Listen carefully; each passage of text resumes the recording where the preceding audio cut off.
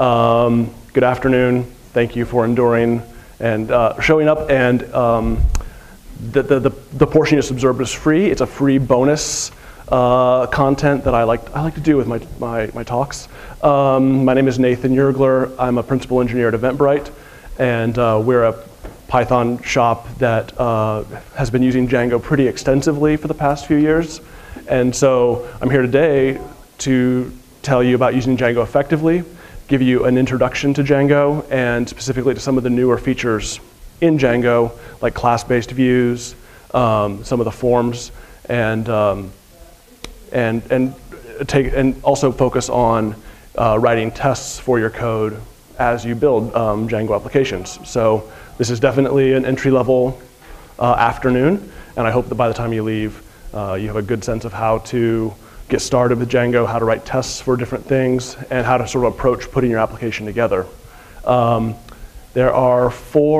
have 4 of my esteemed colleagues and friends with me this afternoon who are standing along the back, and they are waving their hands at you right now because they're all so happy to see you and so happy to be here, except Jason, who is not waving because he's not happy apparently. They're here to help you along as we work through the application. And so they're going to be wandering around, trying to help you out. If you have questions as we go along, you can flag one of them down. You can also ask me a question, and I will endeavor to answer your question. So we're going to, sort of the format is we're going to talk a little bit about different things, then we're going to demonstrate it. And the goal here is to, by the end of the afternoon, we're going to build a little address book application just as a demonstration of starting a Django project and of using some of these features that we want to focus on. There's a break halfway through. I will endeavor not to forget it. So I said this. So what do I mean by effective Django? There's 3 things that I really hope you take away from this afternoon, and that is that there are ways to use Django that get up and going really quickly, and that get you started really quickly, but they wind up causing problems down the road. And if you focus on these principles of cohesion, testability, and scalability, you're going to wind up with an application that's going to be easier to maintain in the long term, easier to add engineers to, easier to make changes to, because you're able to run the tests. I'm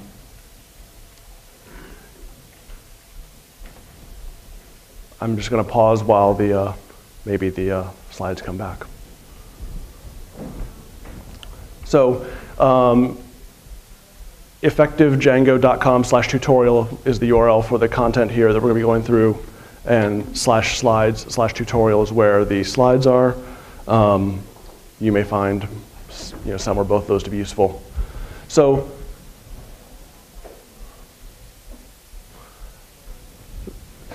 so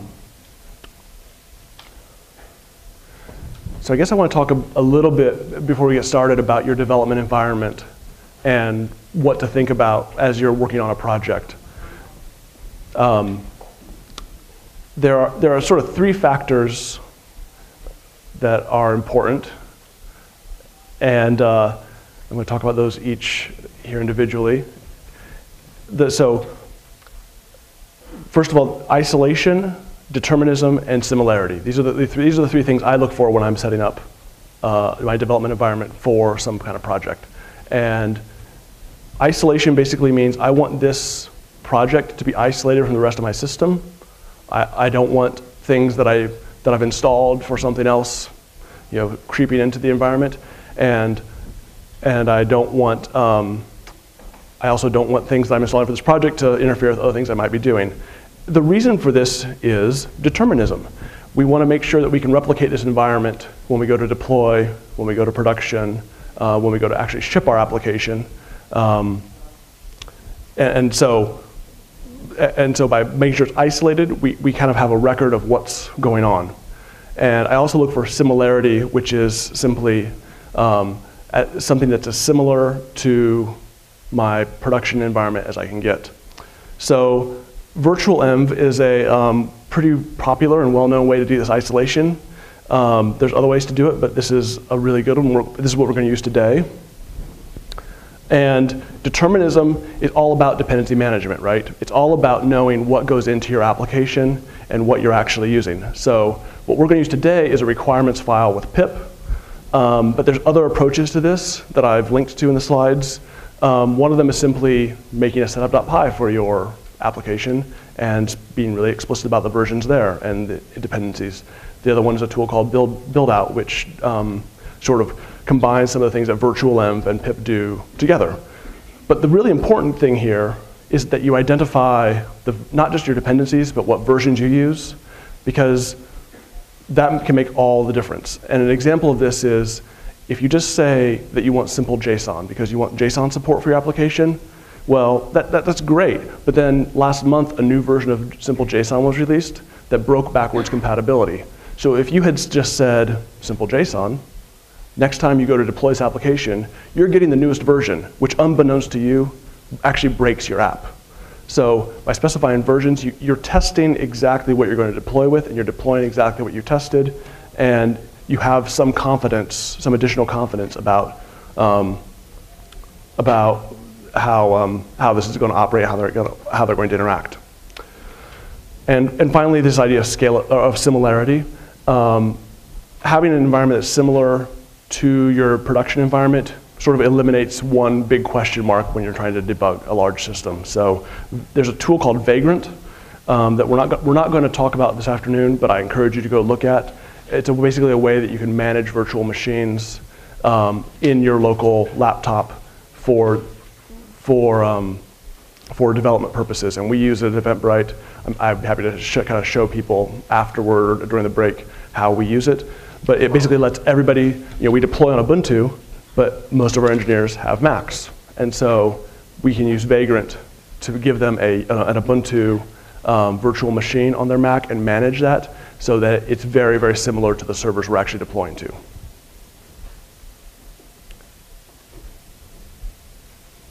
So I think at this point, we're going to switch over and actually look at how we do some of this. How we do some of this in the terminal, maybe. There we go. Is that large enough, or should I make it bigger still? Bigger still. Is that visible? Right, so I mentioned that this afternoon we're going to need to use something called virtual env, and we're going to use pip with a requirements file. And so there was a Git repository that you could clone. I'm actually going to start from scratch here, and then the Git repo is useful if people need to catch up along the way. So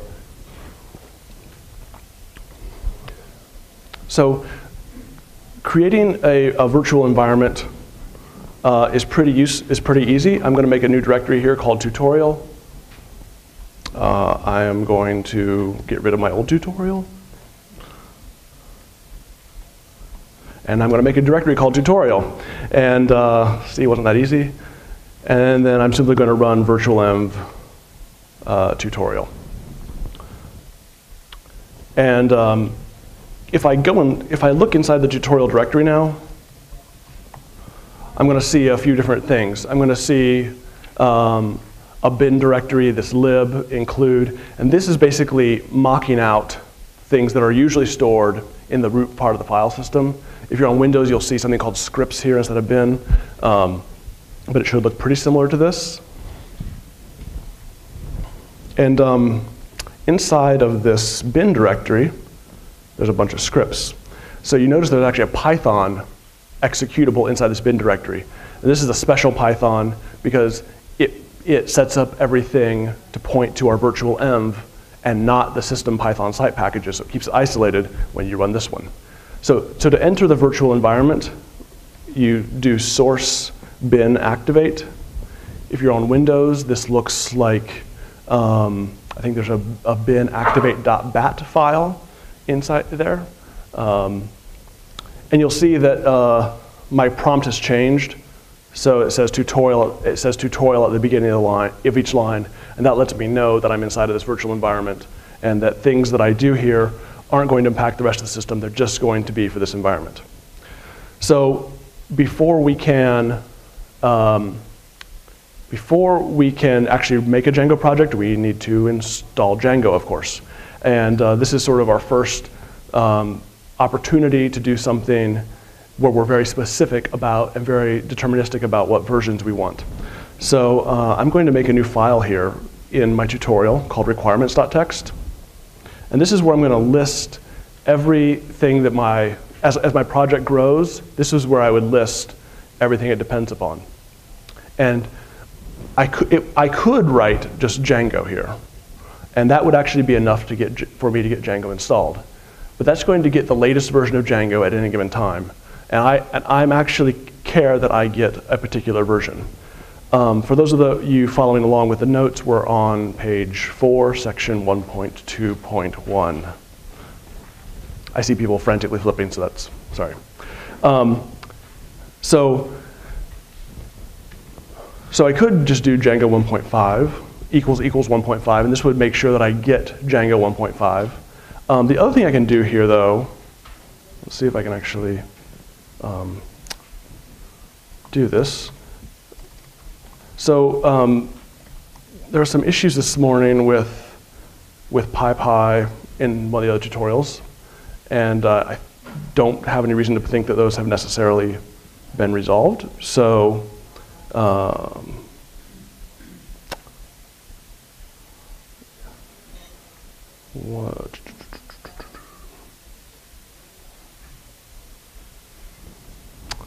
well, let's try this way first. So if I put Django 1 equals 1.5 here, what I was going to say is you can also specify a link to a tarball directly here. So if you have your own things that you depend on that you want to list, you can do that just fine. So I'm going to say Django equals 1.5. The notes do say 1.4.3. That's what it was out when I wrote those the first time. We're going to do 1.5 today. And then I can do pip install -r requirements.txt, which is actually going to go and read that requirements file and download Django for me and hopefully install it. So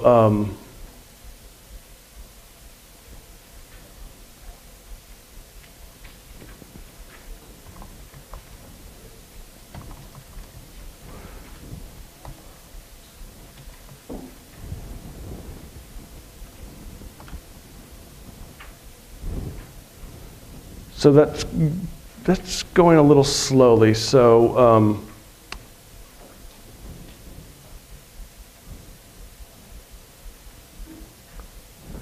I'm just going to switch to another terminal here and show you the other way to do this.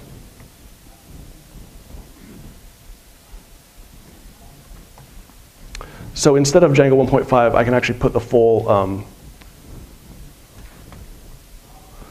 path to the tarball on Django's servers, on the Django project servers, which is admittedly harder or longer to type.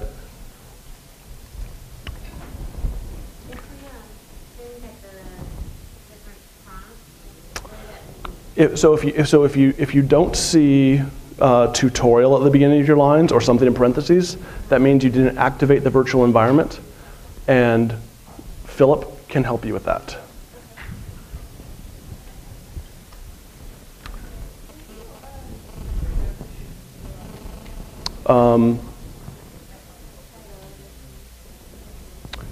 Is that? Well, yeah, it's maximized right now. So let me.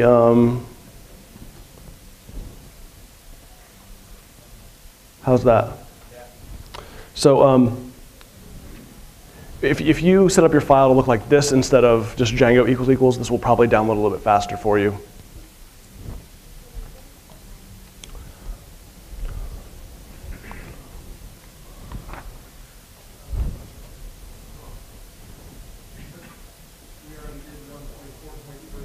totally okay. If you did 1.4.3, you're totally okay. 1.5 has some really nice additions, but they're, I don't think we're actually going to wind up touching on them very deeply today. So, and the nice thing is that, so we're going to be talking about class-based views for a big part of the tutorial, and they work the same in both versions, but the 1.5 docs are much, much better, so you can sort of mix and match that way too.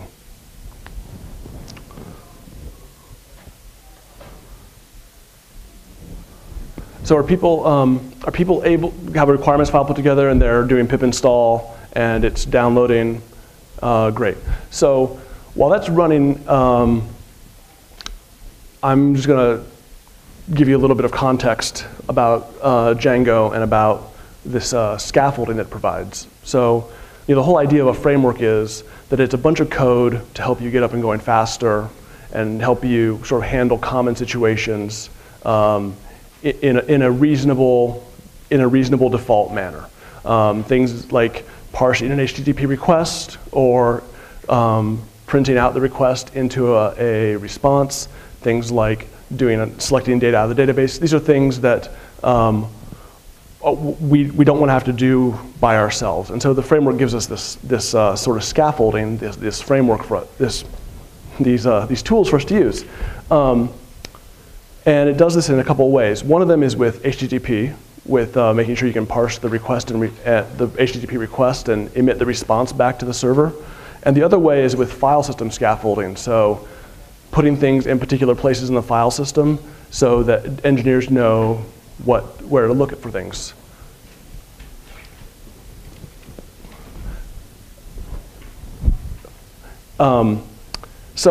So you can see, so I finished installing Django here. You can see that it did a few things here. It also, if I look in the bin directory or the scripts directory on Windows, it gave me this new Django admin tool. And this is sort of a tool for starting your project. So in Django, there's sort of two high-level organizational units in Django. There's the idea of a project, which is the thing that you're going to deploy, the thing that has the settings, the URLs specific for your site. And then there's the application, which is something that's potentially reusable that you might be able to plug into different projects. So, for example, tagging is something that lots of different projects need the ability to tag objects. Like photos on Flickr or bookmarks on Delicious when it was still Delicious, that sort of thing. But you don't want to have to do that every time. So there might be a tagging application you can plug in.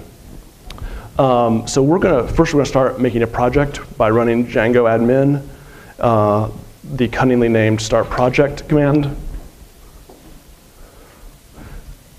And our project is, we're going to make an address book project. So I'm saying start project, address book, and then I say dot as the very last parameter here. And that just tells it not to make me an extra level of directories. And once you run that, you see you have an address book directory. And it has a few things in it that we're going to look at sort of as we go through building things. Let me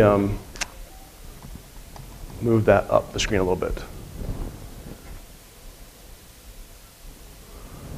So inside of my project, there's three things that we care about inside there. There's the settings file, which has sort of the configuration for this project you're building and for what's going to be your site.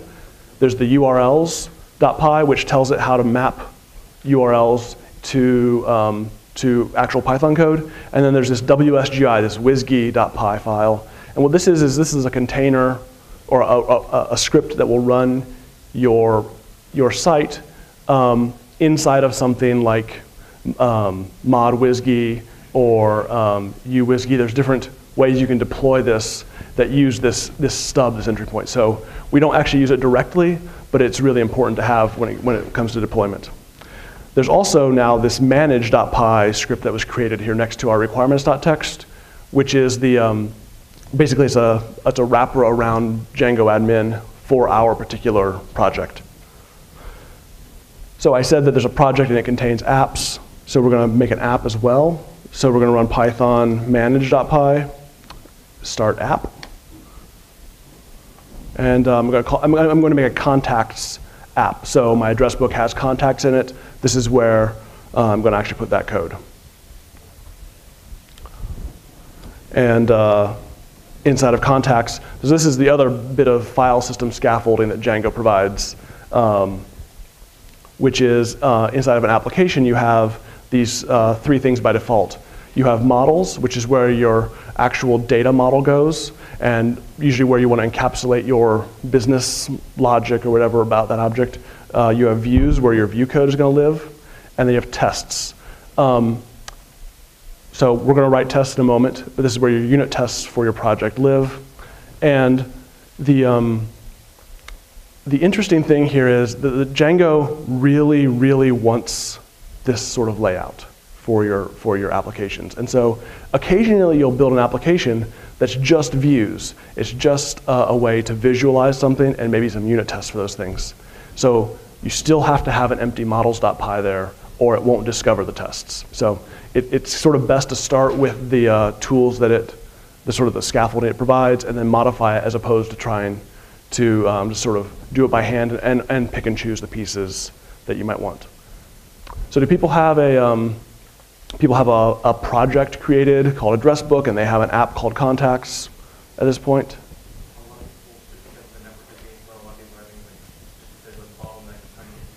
Okay. So if people are having problems downloading Django,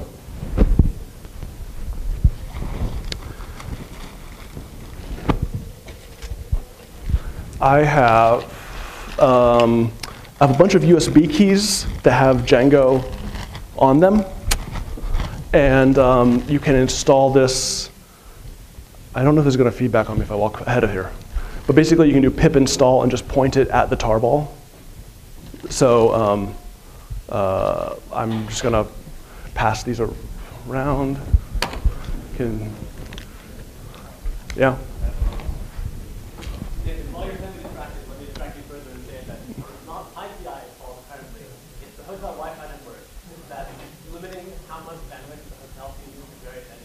This? Okay.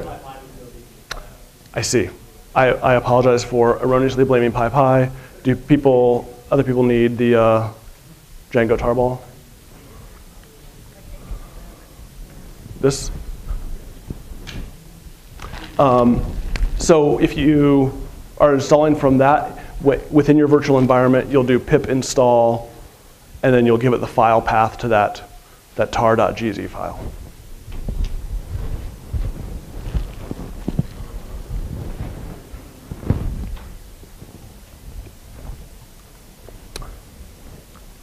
Yeah. The two commands. One was a Sure. start project, and the other one was the start app.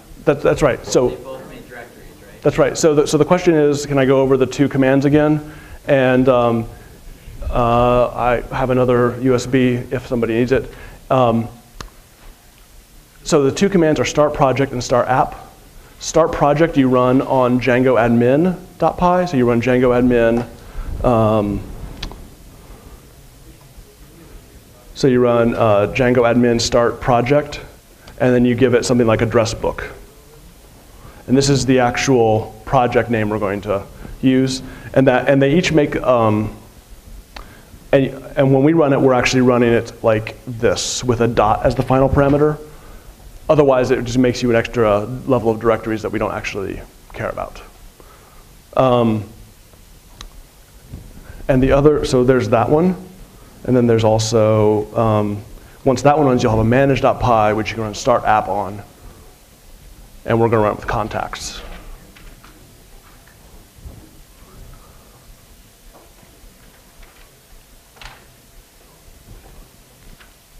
Yes. Address book space dot. And the dot just tells it what you're telling it put it in the current directory, as opposed to making a whole new level of directories for me.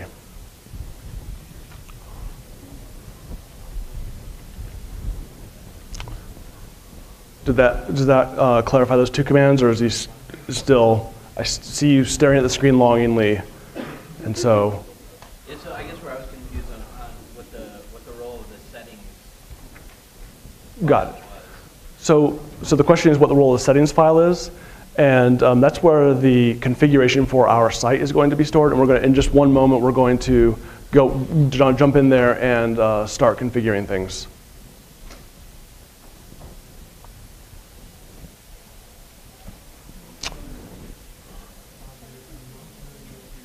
There is another USB right now. Okay.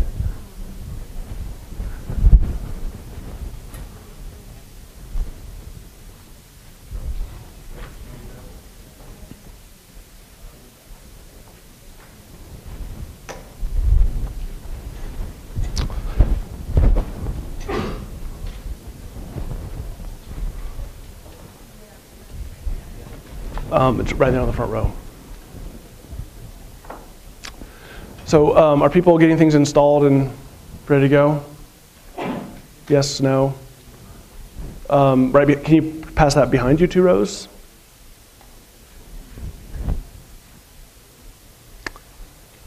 So I'm going to go ahead and we're going to start looking at settings, and then we'll look at some things, and we'll have a sort of a moment to catch up if we need to.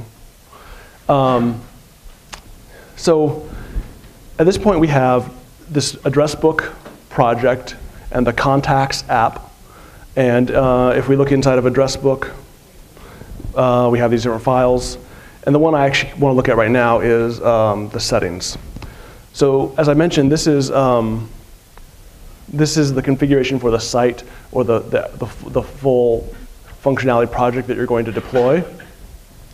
And the first thing we're going to do here is create our database model, and that requires that we have a database set up. So let me make this a little bit bigger. So inside of settings, this is basically just a Python file that you're not going to import directly. Django is going to make this available for you as Django conf settings.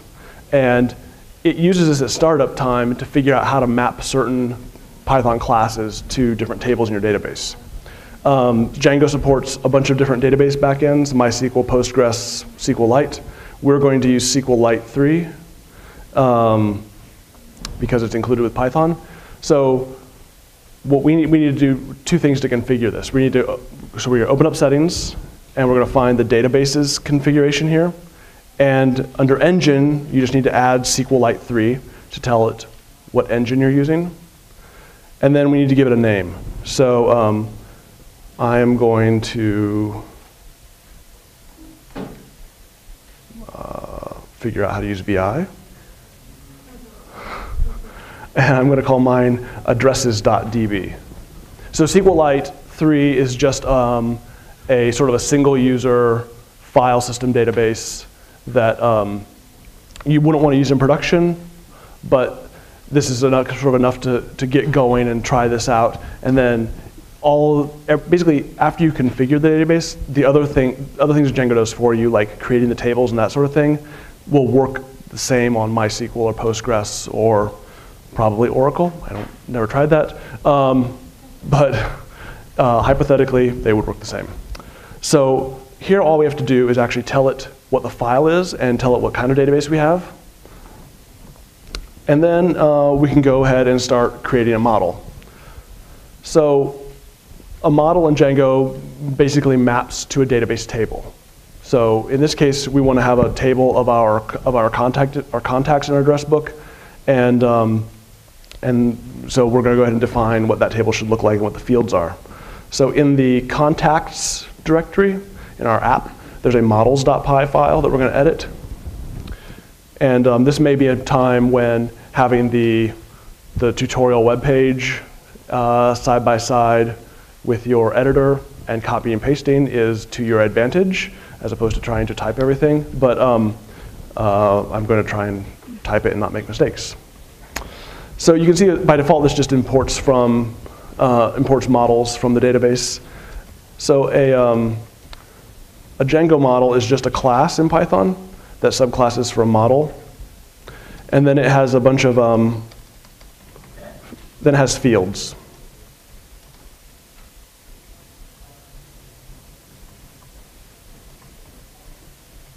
So these fields are themselves classes that sort of define how Python data types map to the database types, and also what validation rules there exist there. I am going to open up the tutorial.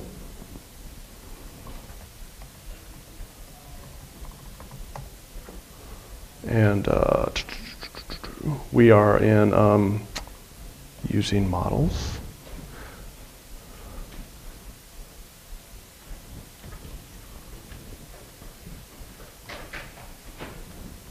So here I have, I've added 3 fields to my contact model. 2 of them are character fields that have a maximum length associated with them, and one of them is an email field. The sort of interesting thing here is, or interesting to me at least, if you think about how this all ends up working as a whole application, both character fields and email fields map down to the same type in the database. They store the same type of information. But the email field just adds some additional validation on top of things. So Django can add some additional constraints that your database probably doesn't support in terms of a constraint. And there's also ways to add your own validators to this.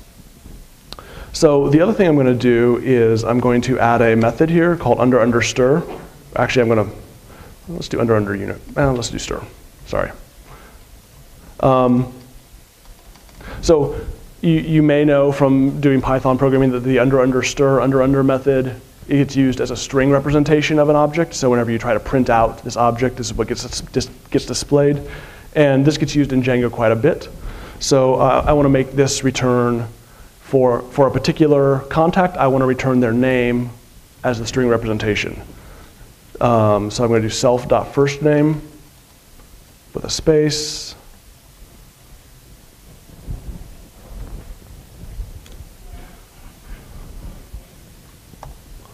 So this is our basic model, and it has a string representation, and we're going to start with this. Okay. So remember that manage.py we had created for us, Python. So it has another command here called syncdb, and syncdb synchronizes your models to your database. So it basically takes these model definitions and turns them into SQL to create the actual database tables. So if I run this, it's going to do a bunch of stuff, and then it's going to say, do you want to create a user? Yeah, sure, I'll create a user. Nathan seems like a perfectly reasonable name, and I'll give it my email address. I will give it a password, so this is just sort of the stock thing. So you can see it created a bunch of tables here when I ran the syncdb command, but I don't see my contacts table here. I don't see anything I see something called users, but I don't see anything that said contacts, and so that makes me suspicious and sad. And so here's what's going on. If you look in your address book, but I will note that now you see there's an addresses.db file here. So it created my database for me, but it does not appear to have created my contacts. That's a bummer. So in the address book project, remember we have the settings file? We're going to go in there and change one other thing. If you look for installed in all capital letters, you'll see this installed apps tuple. This tells Django what applications make up your project. So you can have some Python code on the path installed, but it's not actually part of your project until you tell Django about it. And by default, there's a few things it includes here, like Django auth, Django content types and sessions. So this is where those other tables came from when we ran syncdb. So we need to tell it about our contacts application. So I'm just going to add another line here. And these are strings for the Python package name as a string. So I'm just going to add contacts to my list of installed apps.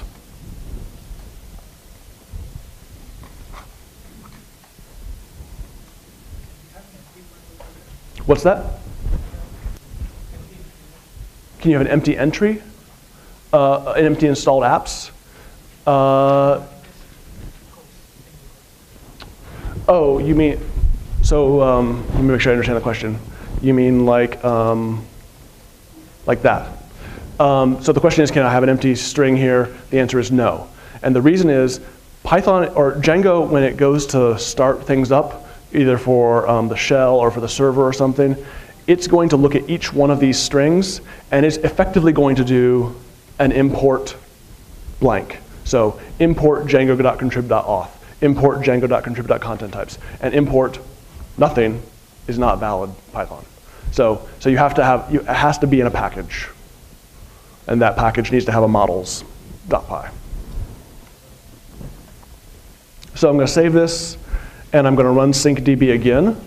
So I'm going to run manage.py syncdb. And so you'll note that it went a lot faster this time. And now we have this, we have a line of output here where it says we created our new table, contacts contact. So there's two things to note about this. First of all, it ran a lot faster because once you sync a model to the database, Django doesn't, Django's not going to try and sync it again. It's not going to keep up with changes. There's something called South that helps you do that. If you were in Ashish and Karen's tutorial this morning, you used South from the beginning. We're not going to use it this afternoon, but that's sort of a way to manage that. But the second thing to note here is the way it named your table. So by default, it's going to take the application name and the class name, mush them to lowercase. That's the technical term is mush, and join them with an underscore. So at this point, I have this table in my database, and I can actually, I haven't written any web code, but I can actually interact with it and sort of see how the Django ORM works. So I'm going to use, I'm going to run Python manage.py shell. So if you've used the Python interactive console before, this is basically the interactive console with some Django bits baked in. And you can't, you actually sort of have to, or it's easier to, if you want to interact with your code, to use this shell as opposed to the normal one, because it sets up, sort of tells Django where your database is, it knows where the settings, what settings you're using, and goes from there. So at this point, I can do, from contacts.models import contact, and I can do something like this: contact.create first name is equal to Nathan. If I can spell my own name.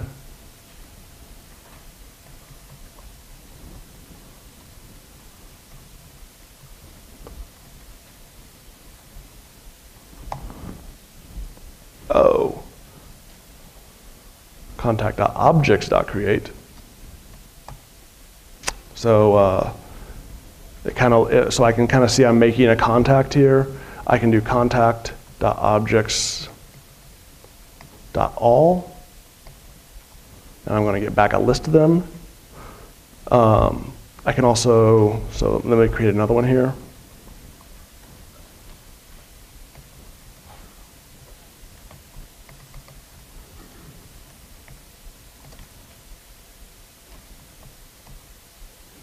And you can see if I do contacts.all, I get 2 of them back now. So what is this .objects thing?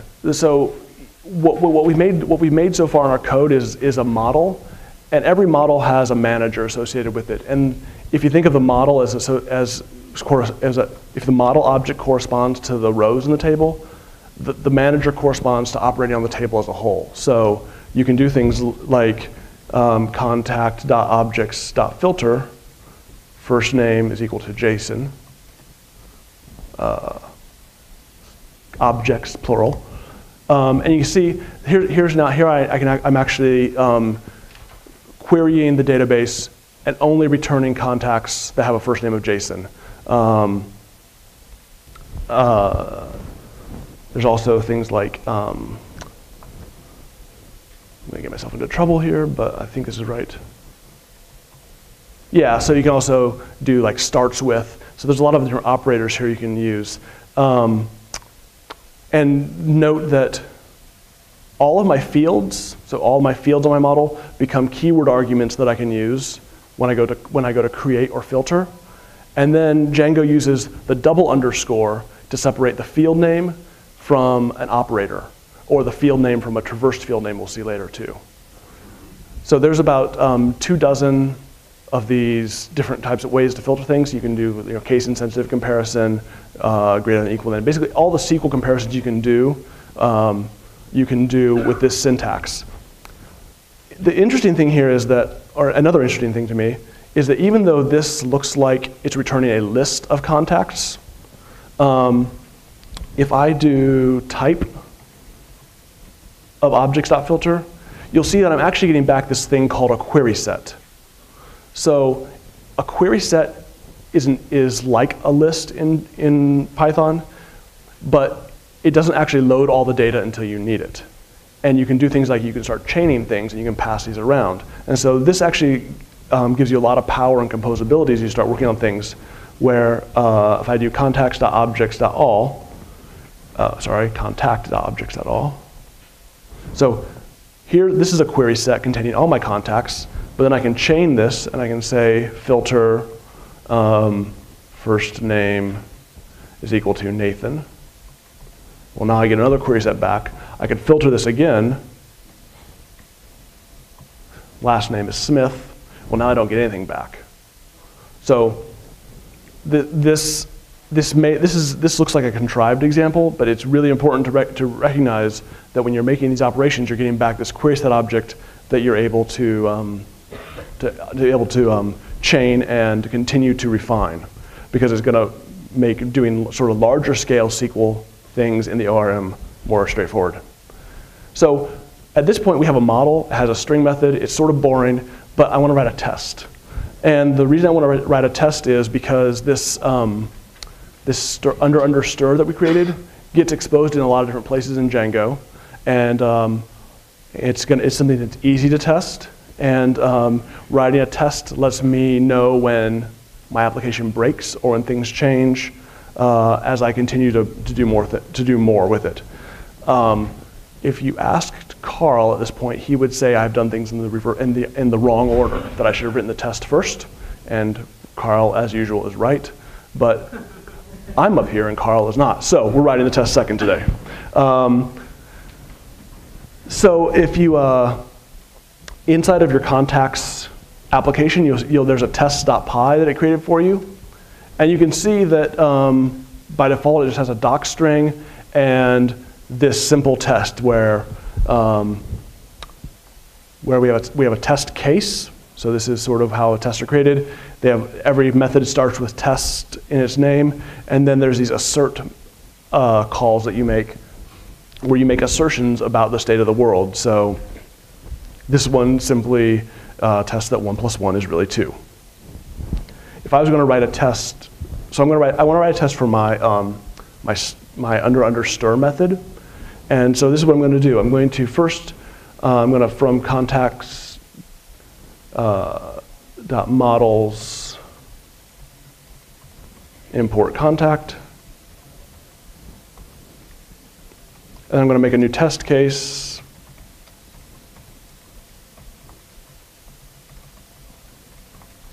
So test case here is, you can see we've imported it from Django.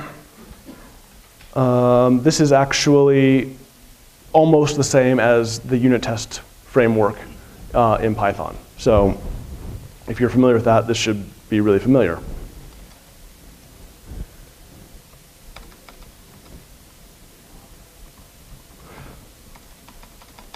So let's see, I want to test that when I make a contact, that its string representation is really its first and last name. So I'm going to say C is equal to contact.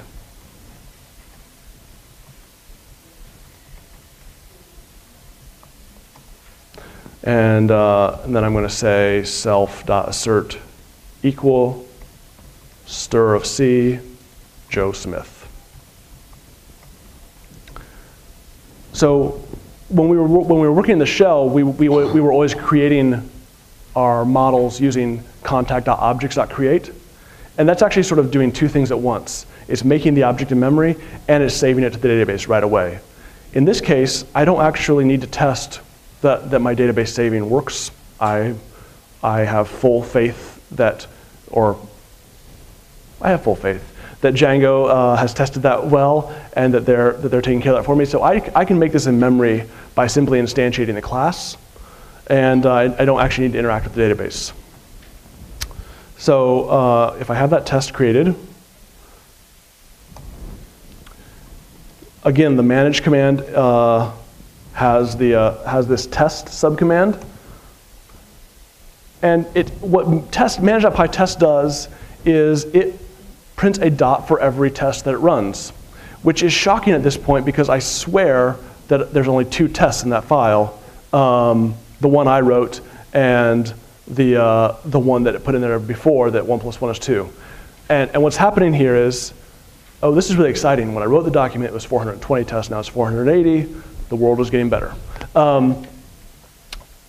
So what's happening is Django is running the tests for all of your installed apps at once. A lot of times you're just working on one, so you only want to run that particular one. So you can say, oh, we'll run it on test. I just want to test the contacts app. And you can see how I got 2 tests, ran much, much faster, and things are reasonable.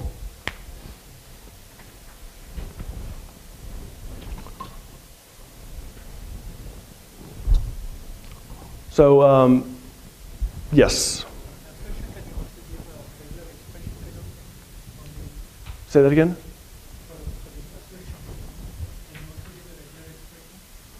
Can you give it a regular expression? Sure. So the question is, for the assertion statement in the test, can you give it a regular expression? You absolutely can. So I'm using, let's just open that up again here. So while these both use assert equal, there's a whole host of assert methods you can call to do different kinds of assertions. So you can do self.assert true, and then use Python's built-in regular expression module to sort of test that it matches that. There's an assert false for those cases. There's an assert not equal. There's also I don't think there's an assert matches, but if you go and look at the Django testing doc and the Python unit test standard library, you'll see that there's a bunch of different options. Let me see here.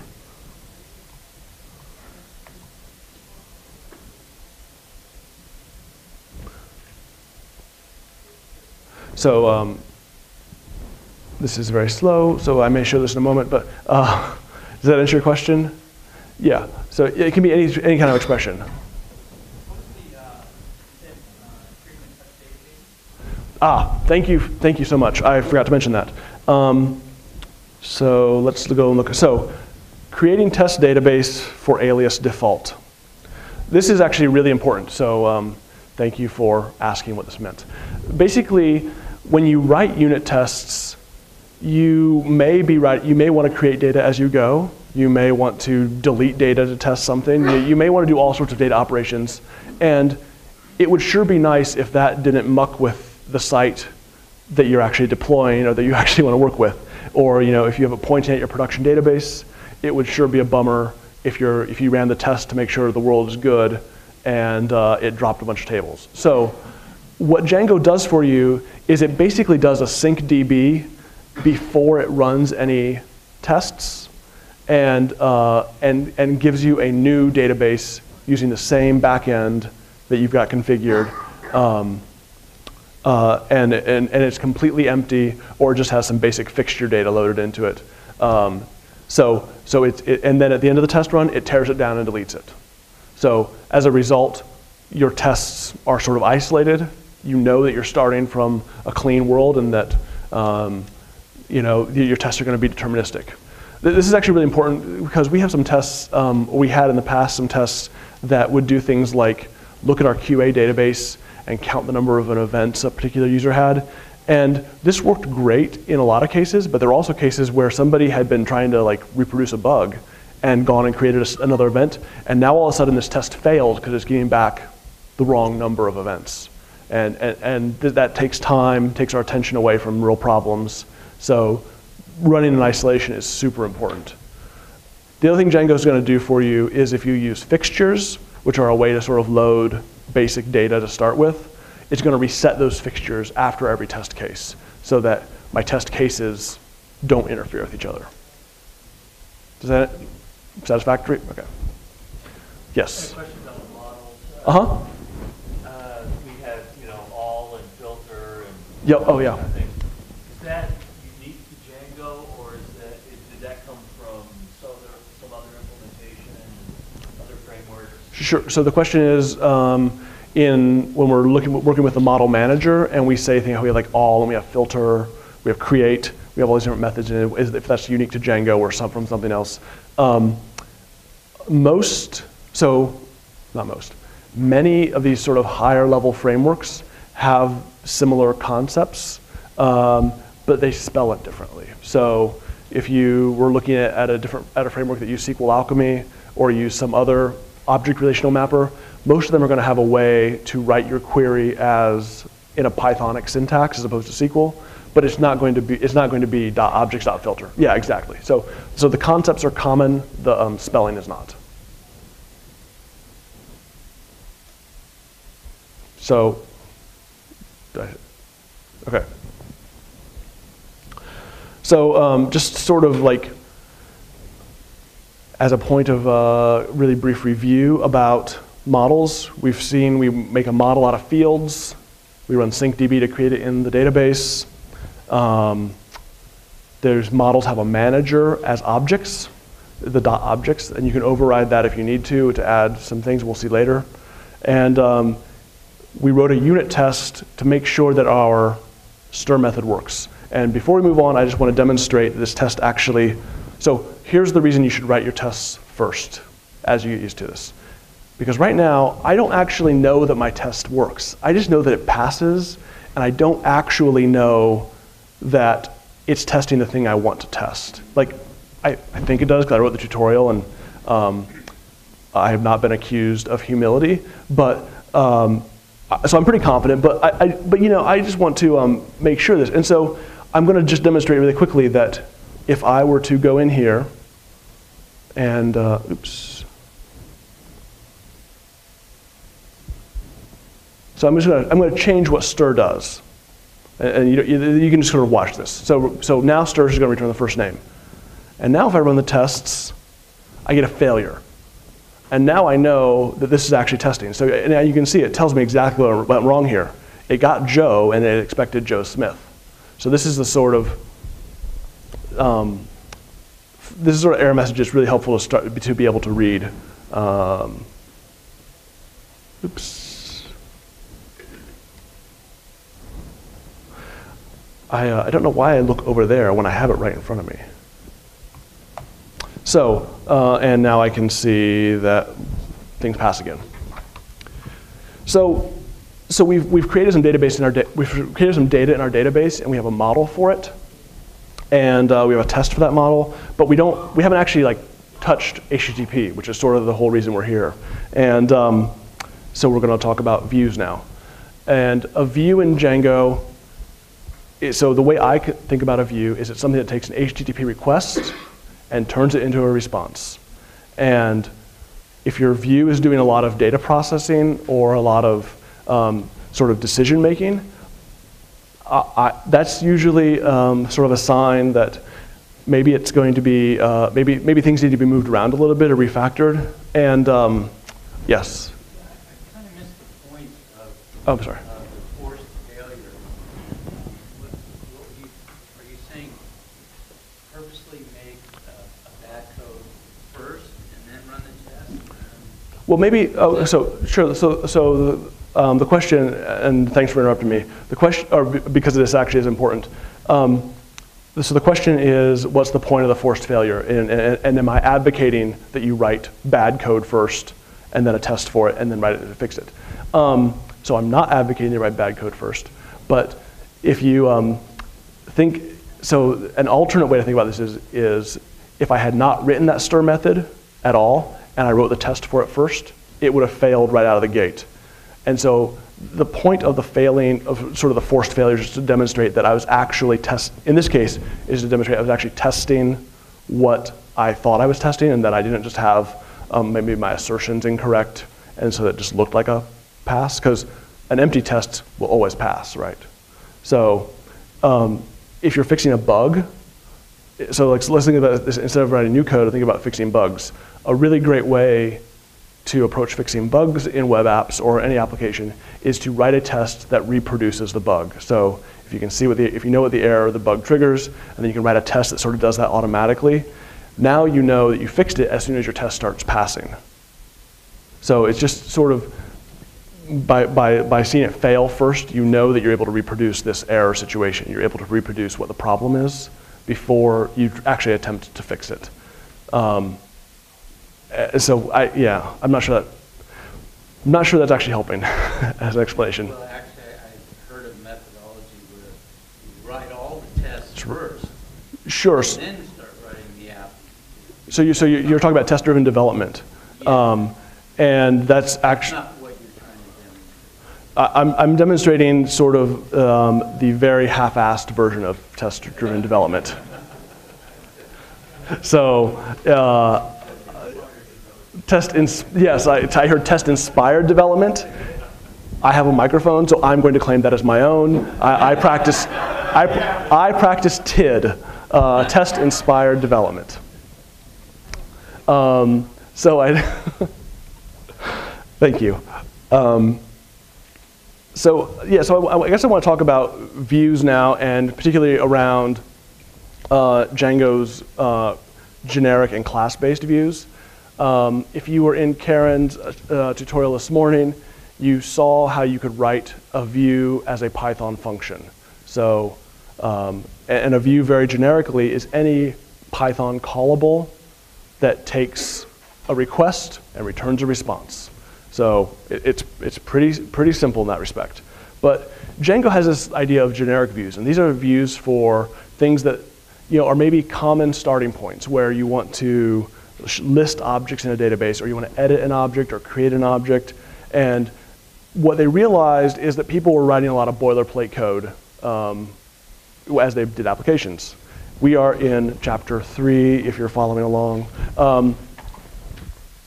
So they were writing a lot of boilerplate code. So they had introduced the idea of generic views. And in 1.3, they introduced this idea of class-based generic views, which further streamlines things. So we're going to start building out some views and building tests for views so that we can make sure that we understand how things are working. And we're going to use those class-based views. So I have, I'm going to close that. I'm going to do that. And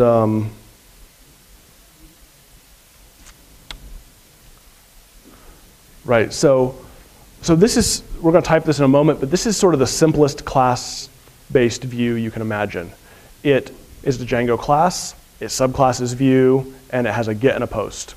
You don't have to type this. We're actually not going to type this version. This is just sort of how they look. So you can see it takes a request when you do a get, and it returns a response. That's really all there is to it. And this name, get, maps to the HTTP method name that when you do an HTTP get. So it's not too much of a leap to imagine that if you were doing a post or a delete or a head, you can add methods for each one of those to your class and keep all this code together, but have it route directly where you want to go. So the first thing we're going to do is we're going to work on this list view of our contacts. And the Django list view provides a view of a list of things. And there's a few things it does for you by default that we don't have to do anything with. So like you can override it and tell it what the query set is, what the context data looks like, what the context data looks like again, because I apparently have a typo, and what the template is. So I'm going to switch over to the terminal, and we're actually going to write this view. So in our contacts app, we have a views.py, which right now contains the helpful instruction, create your views here. I shall. So, so these views live in django.views.generic. So I'm going to import list view. And since I'm showing a view of my contact model, I also need to import that. So that's in contacts.models. Import contact. I am practicing absolute imports for future sanity. So I'm going to create a new class here, which is my contact list view.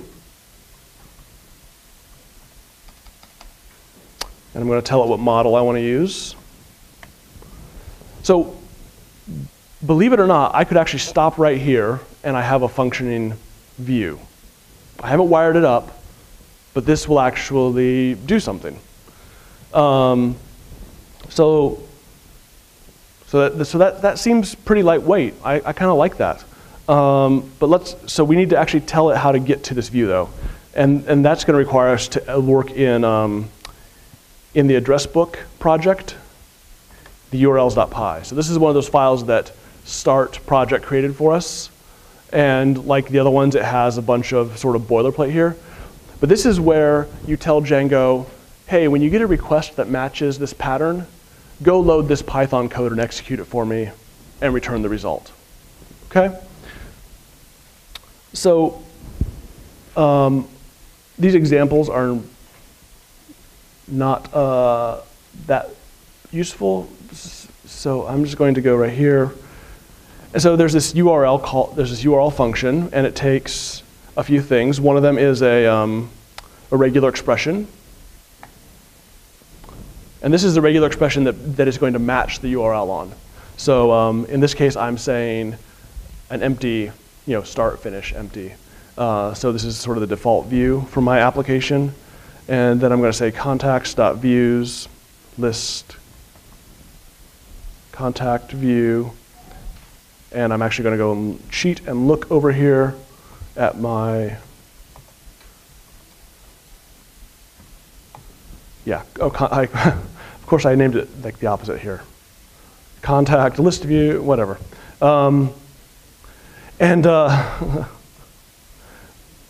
So we're going to do it this way. Name equals contacts list. So, so let's look at each of these pieces, each of these parameters in order. We first have the regular expression. In this case, I said this is going to match just the base / the root view. And then we tell Django what we actually want to run. If you were doing sort of traditional views that are just callables, you could just put the callable here. So the function.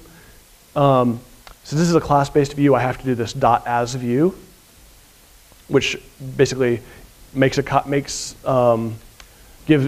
back something that Django can route to, and will handle that dispatch for you to the different method names. And then you have name equals contacts list. And this name basically says, here's a logical identifier, here's a way to identify this URL other than the actual URL, so that when I want to link to this, I can specify by name as opposed to the actual href. And this gets really useful whenever you're building reusable apps, because the URL might not be the same between uses, right? You might plug it into / contacts for an address book, but maybe it's /group /members if I'm using this to make a group management application. And I can change these URLs, and if I refer to them by this name, then the rest of my application just sort of works, and I don't have to actually go back through and change my templates up. So we'll see how this gets used in just a moment. I have to do import contacts.views here, since I'm actually using that inside of the URL patterns.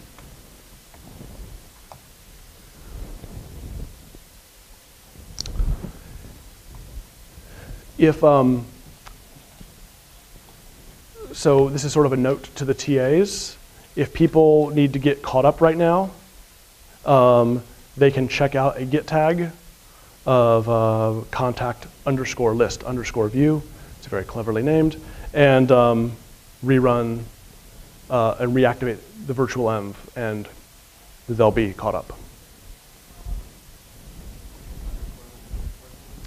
Yeah, if you want this, I have a little cheat sheet here.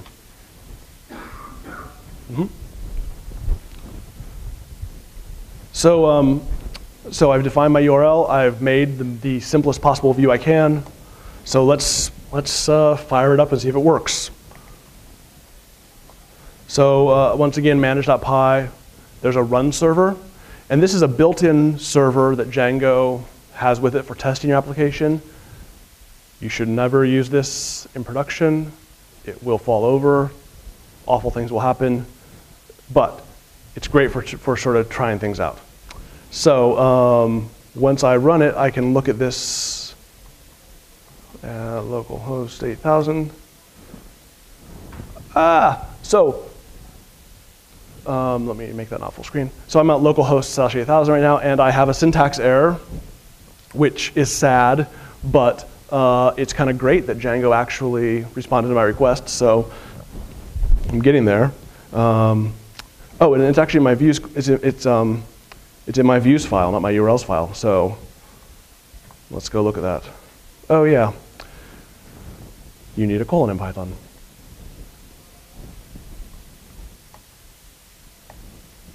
So now if I refresh this, yes, now I get a completely different error. And this is that template does not exist.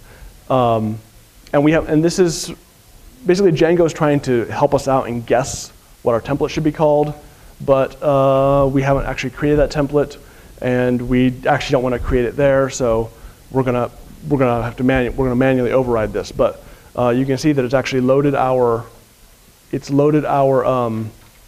view, and if you go down here, you can actually see that you maybe can't see. Let me make that big.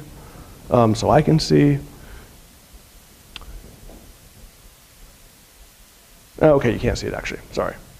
But anyway, it's trying to find this particular template for us. So in my contacts application, I have my models, my tests, my views, and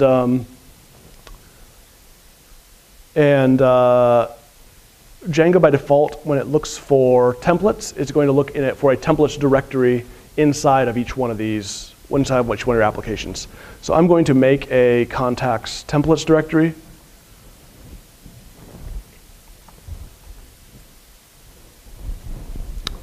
And I'm going to make a new file in there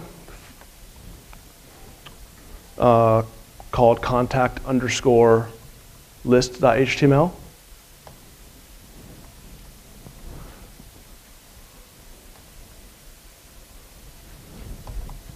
So, and I'm just going to put some HTML in here to render this contact list. So, I'm going to do it as a bulleted list here.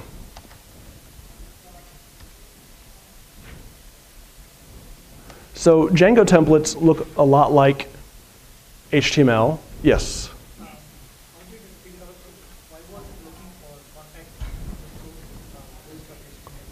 Why was it looking for so the question I think is, why was it looking for contact list.html? So the generic views basically try to make it as easy as possible to get up and going. And so they're going to, if you don't tell it what template to use, it's going to try and infer what you meant. And so in this case, this gets generated because contacts is our application name, contact is our model name, and we have a list view. If we had started out with an edit view, it would be looking for contacts, contact_edit.html. So it's going to try and infer that for you. We're going to override it and tell it explicitly what one we want to use. The other interesting thing here, though, now since we're talking about this, is that in the template loader post-mortem, it's going to show you, it's going to try and like, hey, I tried to look in these places. And I couldn't find what you want. I'm really sorry and apologetic, but I'm going to have to error.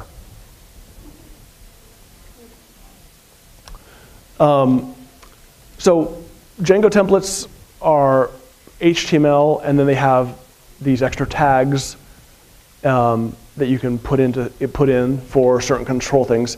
These are usually either a double curly brace or a curly %. So in this case, it's a curly %, and it's for contact in I'm going to do for contact in object list. And since HTML doesn't enforce indentation the way Python does, you actually have to say where your for loop ends.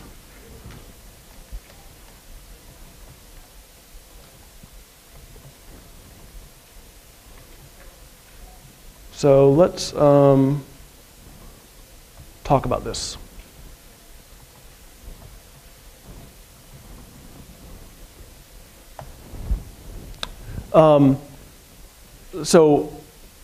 So what we're doing here is we have this object list, which is a query set, and we're going to iterate over it and assign contact to each version. And then the double curly means substitute this variable at this point. So because contact is an object, this is actually calling that double understir that we created early on and as part of our model. So the question here is how did I know that this was object list? Where did that object list come from? It's it's not magic, but it feels like it sometimes. This is again Django's views trying to provide you with sort of default things. When you're doing these generic views, if you're doing something that looks at a single object, it provides a variable that's cunningly named object. And if you're doing a view that works on a whole set of objects, it calls it object list. And so these are just conventions. In Django 1.3 and 4, this was sort of awful because, it was awful. Because you actually had to go and look at the source code and figure out what it was doing. Django 1.5 shipped like a week and a half ago, something like that. And one of the things that I'm most excited about is that the documentation for class-based views and generics is so much better. And so you can actually go now and look at those docs, and it shows you exactly what variables are exposed in the view. And maybe at the break I'll try and pull that up, and so I can show you where you would find that if you want to go look at it yourself as you're using these. Did I see a question in the back? Okay. Yes. Sorry, did you have to make the templates? I did, yes. So I made a templates directory inside of my contacts application, and by default, Django is going to look for a templates directory inside of each one of your applications. There's actually, if you decide for some reason that you want to override all your templates and put them in a directory off by themselves, you can tell Django explicitly, hey, only look in these directories. I like to keep them sort of with the Python code so that I have everything for that particular application altogether. Yes? Sorry, just as a follow-up on that, if you had a different kind of view, like that would determine the default name of this file inside the template? Yeah, so what we're going to see here in just a moment is actually the names inside of templates are completely in our control. Oh. So it would influence what Django uses as the default if you don't specify. I find the defaults to be, I forget what the defaults are. And so we're going to see it's one line of code to tell it what it is, and then when you look at the view, you can tell, oh, this is the file. This is the file for me. This is the one I want. So this is contact list.html. I'm going to go ahead and open up contacts views again.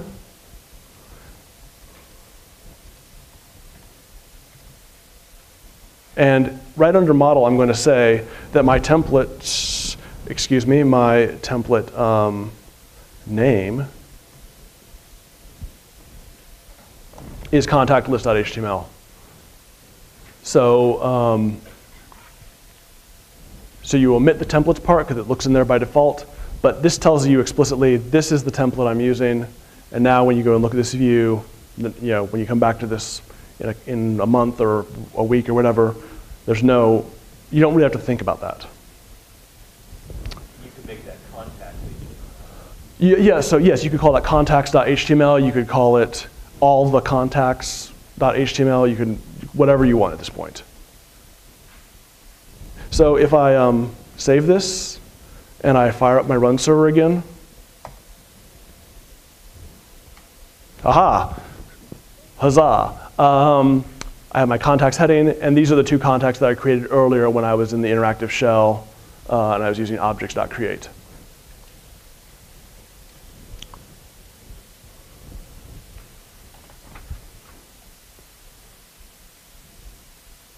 Is the break at 2:53? Maybe one of my TAs can find out and tell me. Okay, great. So we're going to do something else yet, and then we'll take a break. So this, as delightful as this is, having to create our contacts in the interactive shell and then view them in a web browser is a bit pedestrian. So I want to add functionality that lets me actually create these. And I'm going to do this again with another one of these generic class-based views because they do a lot of this work for me. So I open up contacts views again. In addition to So the object list is something that you got deriving from this view. that's right. So the question is the object list something that I got from deriving from list view? That's absolutely correct. And so because list view, you can kind of tell by its name, it operates on a set of objects. Or a list of things. And we're going to see here in just a moment that when we do a create view, we have an object, not an object list, because it's only we're operating on one of them. So I had this slide that may be useful in the future to you, which is basically you could, if you wanted to override that and make it something other than object list, you could override this get context object name method and basically return whatever you want. So this is sort of the class-based view pattern where you inherit from something that has a lot of defaults, and as you need to customize it, as you need to extend it, you can override these methods just as you need to, and it provides a lot of composability. So, so in addition to my list view, I'm going to import the create view.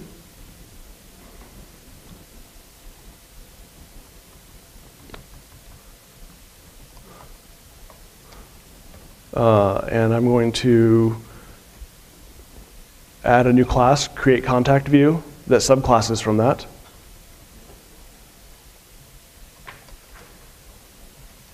So a lot of this looks really similar. I'm just going to go ahead and tell right up front that my template name is editcontact.html.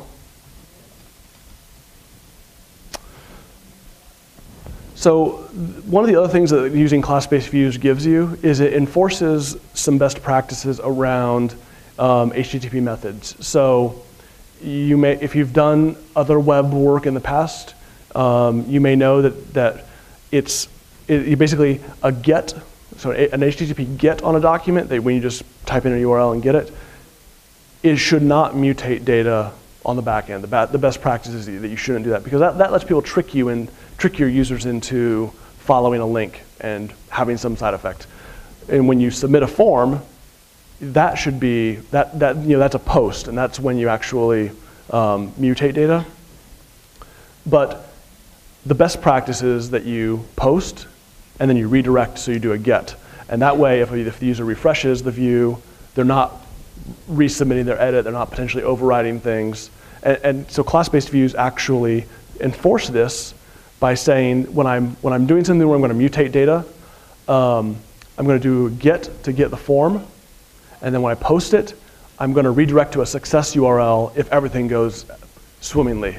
And that success URL could be whatever you want, but it's going to force you to do this, and that's a good thing in my opinion. So there's this get success URL, success URL method we overwrite. And I think my indentation is off here. Oops.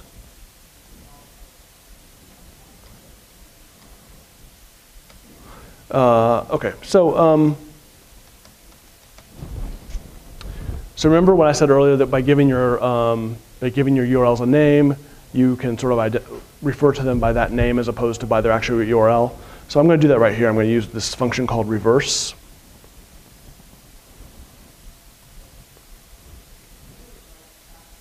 And I do need to import that.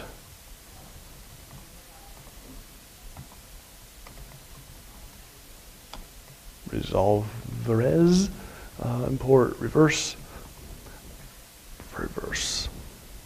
Okay, so what this is going to do is, it's when it gets to that reverse, it's going to take that contacts list string and it's going to go through your URL, go through the project's URLs. So remember, the project is what you're actually deploying. It's not part of the application, and it's going to look for the one named contacts list so that we can send people back there after they've completed their creating their contact. And we need to make a template for this. So we're going to make that in contacts templates. I called that edit contact.html. So this one is a little bit, before we just had a loop over things. We didn't actually need to do that much. We need to do a little bit more here. So I'm going to give it a title.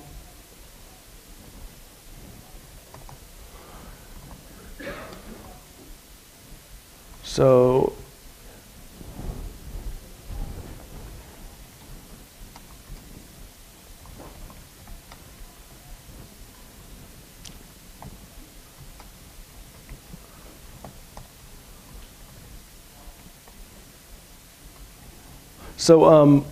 what I'm doing here is Django has this, we've looked at models and we looked at views. There's this third thing called forms that take user input and turn it into Python objects and validate it for you. And they also have the nice side effect of having enough information to be able to render an HTML form for you. And so when we're doing these create views or the edit views, these ones that mutate data, Django's actually creating a form for us behind the scenes that we don't have to know about, but we still need to put it into our template. So there's a few little bits here we need. First of all, we need a CSRF token. CSRF stands for cross-site request forgery.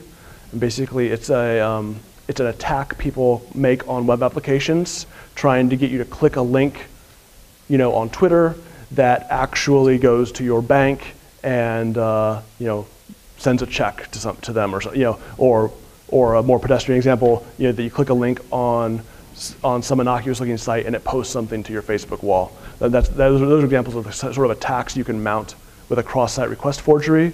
And so Django, by default, protects against those by requiring that every time you do a form, that you have this token in the form that's specific to your site. And so it makes it more difficult to mount those sort of attacks. So this CSRF token tag inserts that for us. And then I'm going to do form.asUL. So, and one more thing, and then we'll talk about it.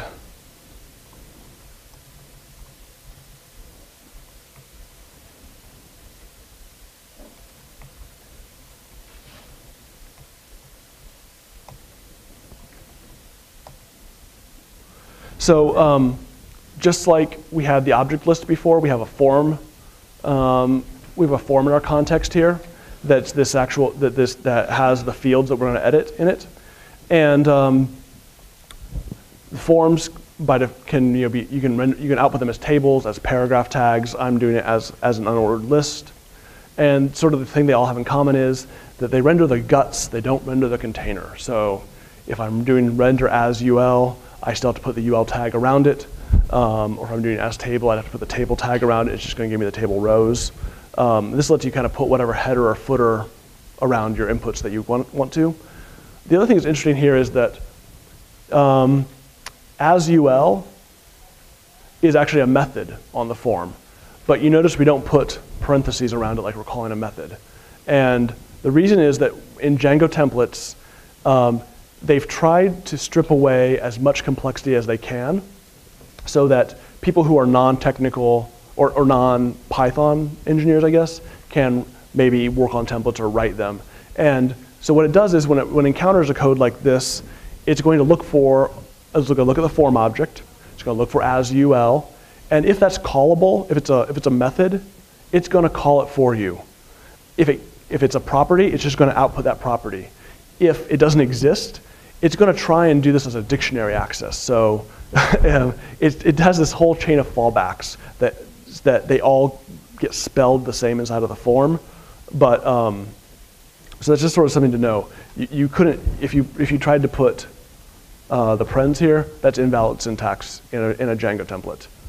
Yeah. So the question is, what if you needed to pass arguments? And that would be a really sad day, wouldn't it? So the short answer is you can't. If you have some, it's sad. I didn't say why it was sad, it's just sad. So if you have some sort of helper function that you need to pass some arguments into, the Django solution is that you write your own template tag. And the template tag can take arguments. So an example of that, let me delete that. An example of that is this URL tag up here. So contacts-new is an argument to the URL tag. And this is basically the same as the reverse function that we just saw in our view, except it's saying I want to post this to my new contact view that I'm gonna set up. So if you're using Django templates, you have to write your own tag to pass arguments. Lots of people decide they don't like Django templates and they want to rip it out and put something else in there. That's totally doable. Lots of people use Jinja too because it looks similar. We use Mako with Django at Eventbrite. I even worked on a project that used Zope page templates with Django, which is sort of this awful combination, but basically there's hooks now to do all that sort of customization if you need to do that, if you need to reach that low level. So there's just one more thing to do before we can see this in action, and that is add it as a URL. So again, we're adding the regular expression, and I'm just going to call that new and put the $sign there. So if I didn't put the $sign to say that this is the end of the path, this would match anything that started with new, which is not what I want. I want to be really explicit that I only want this to match the new URL. And this is again in contacts.views. Create contact view as view. And it has a name, contacts new. And that's the same, remember that's the same string we saw in that URL tag inside of the template for it to post to. So if I run the server, and I go back here and I look at this, well, the list still works like we expect it to. And if I go to /new, oh, bummer.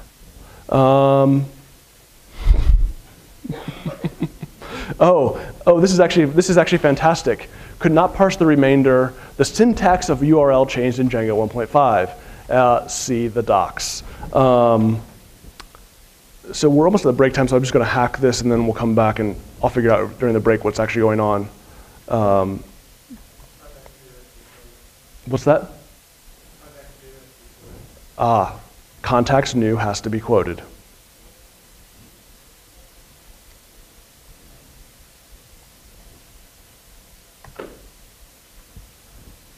Huzzah. So I have so you see I have the first and last in email here, and I didn't actually type that. That's all derived from the form, and which is also derived from my contact model. If I try to do, so I can do something here like Ashish.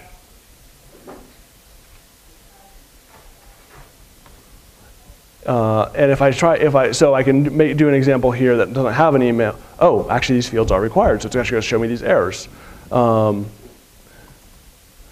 if I try to put something here that's like not an email address, enter a valid email address. So you see that it's actually deriving some validation rules for me from my model and from my field setup here.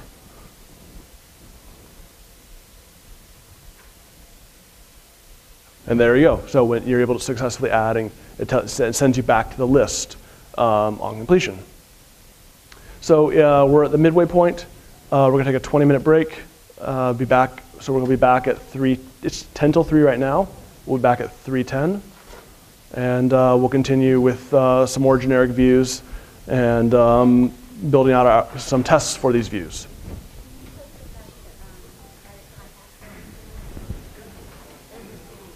I understand.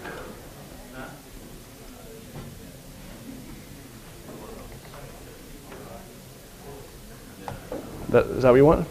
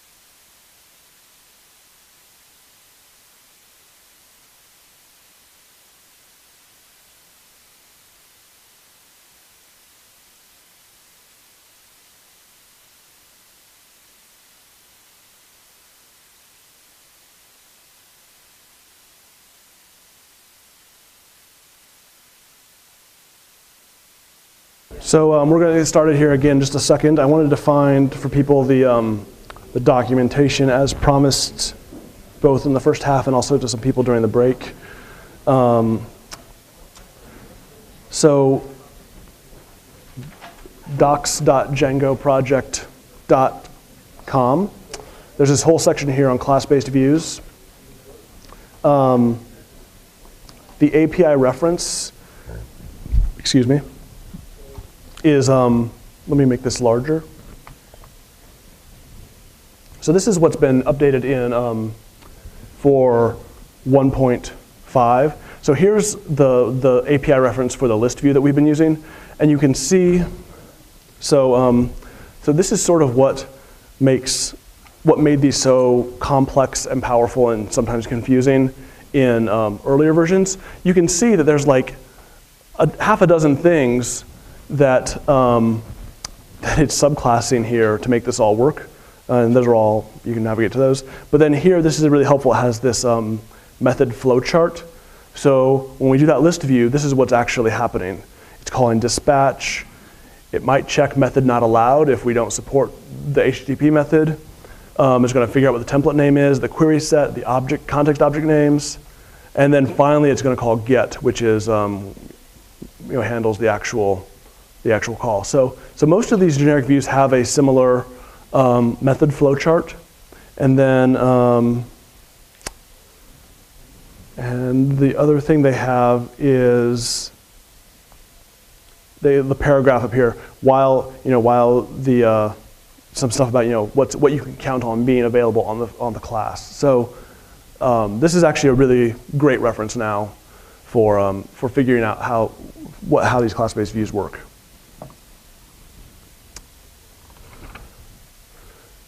So, well, yes.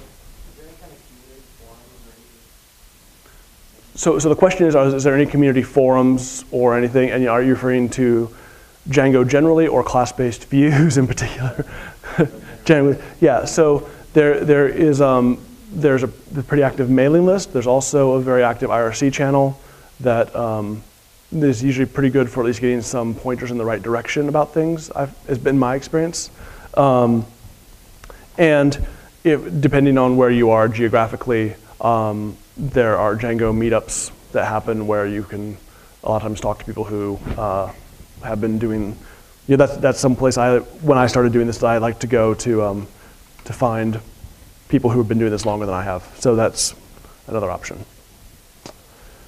So when we last left off, we had this list view. We were able to create contacts.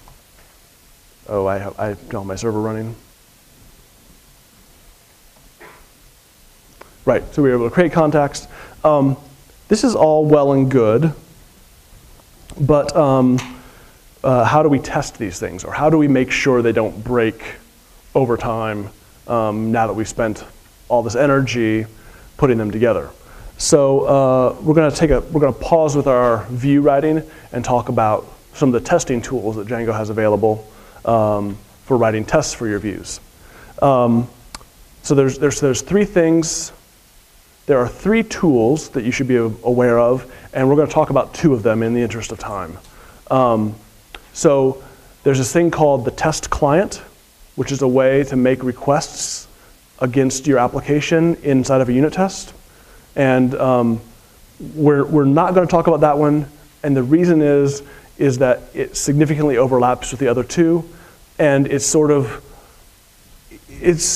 in my opinion, it's sort of the least interesting. So and I'll tell you one in a moment. So the second one is called the request factory, which is a way to make a request object, pass it through your view, and test what happens to it.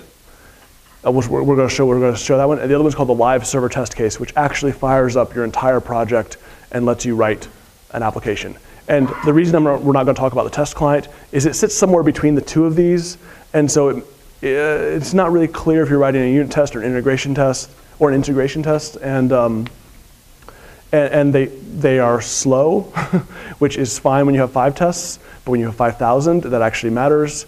And they in my opinion, they're just more difficult to maintain. So So we're going to open up. So we're going to open up our contacts test file here, and I'm going to go down to the bottom. And so the test I'm going to write here, I'm going to write a test case for the list view, and the thing I want to test when I'm writing a unit test for a view like this is I want to test that the data I expect winds up in the context, because if that changes, my templates break, and I don't have a good way of knowing, where that view template barrier is, and or where that communication is. I don't have a really good way of testing that, and so I want to make sure that I'm really aware of it if that changes, and that I can go and update my templates, right?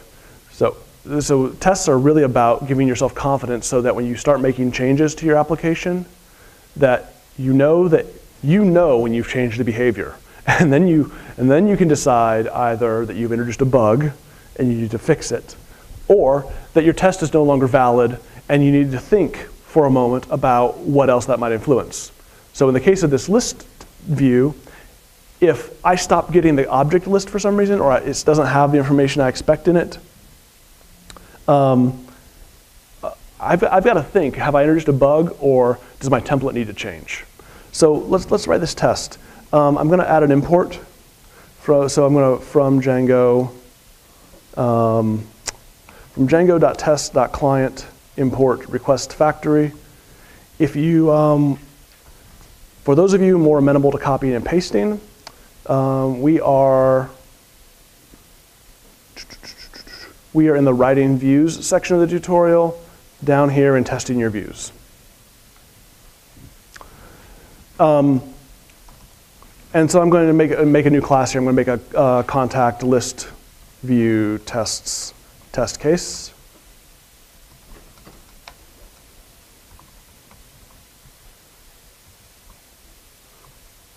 And I'm going to make this view called test contacts in context. So Django, when you're working with a Django template, the context is all of the data that's available for your template to be rendered against. So when we made our list template, we had object list. That object list is coming from the context. When we had our create contact view, that form variable that we're referring to, that's part of the context as well. So in this case, I care about what the context is, so I want to check this out. So, so the first thing I'm going to do is make a request factory. How do you spell the factory?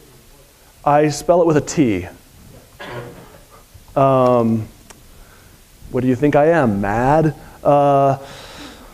So the request factory is just a way to make request objects. And I hope that's clear what that means in just a moment here. So I'm going to say request is equal to factory.get / So this .get is just kind of like a class-based views. It's an HTTP method name, and the slash here actually doesn't matter, and I'll tell you why in a moment. That could be gobbledygook blarf. It's totally fine. Then I'm going to say response is equal to, I called this the contact list view, didn't I? I did.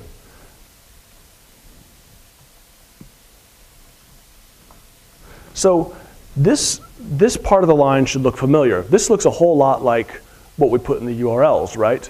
We put contact list view .as view in our URL declarations. And if you remember when we looked at sort of the basic view,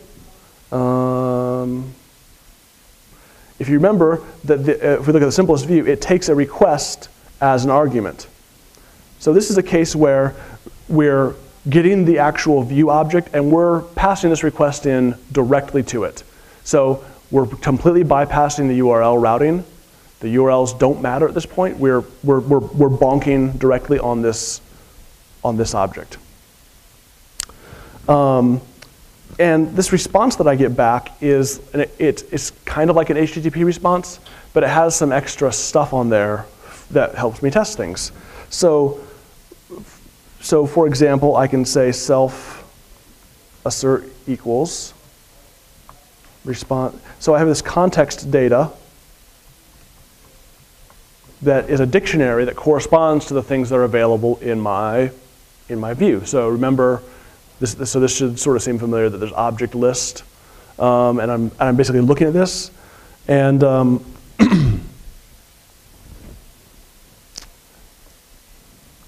I'm going to reformat this just a little bit here. So if I cast that to a list, I expect that to be equal to the empty list. And I expect that to be true because the database is empty at this point. So if I go to look at my list view, there should be no contacts in it. So that's sort of the first test case. And I'm actually going to duplicate this here.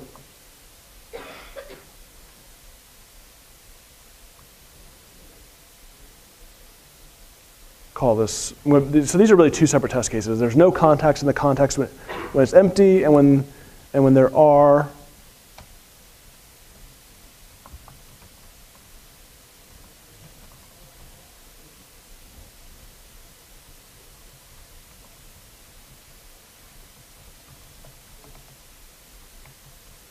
So if I make a contact here, and I assign it to C. So in this case,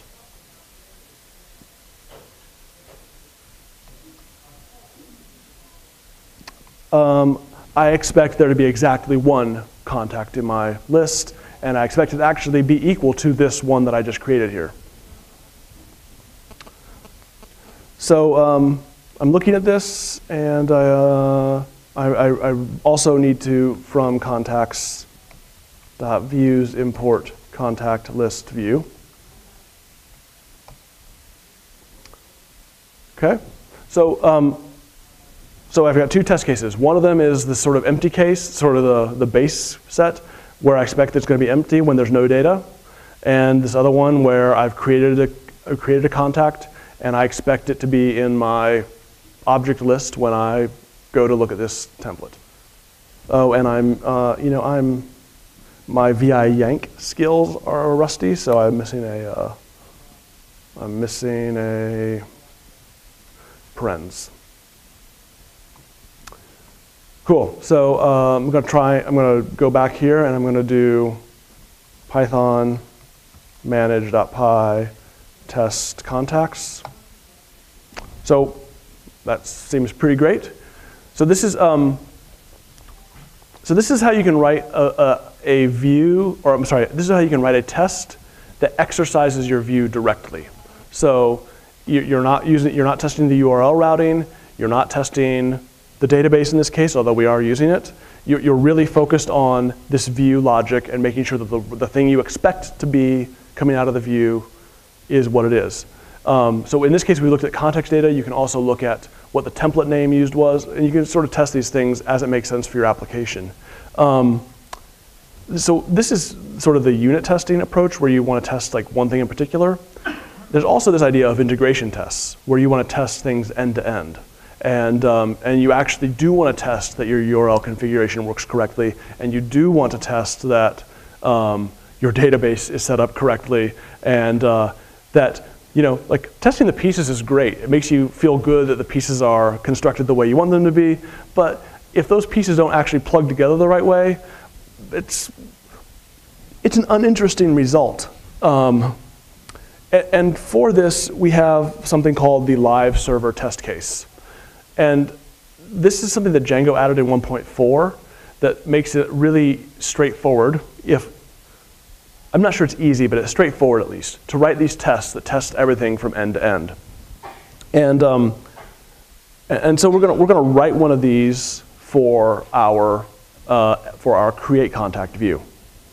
The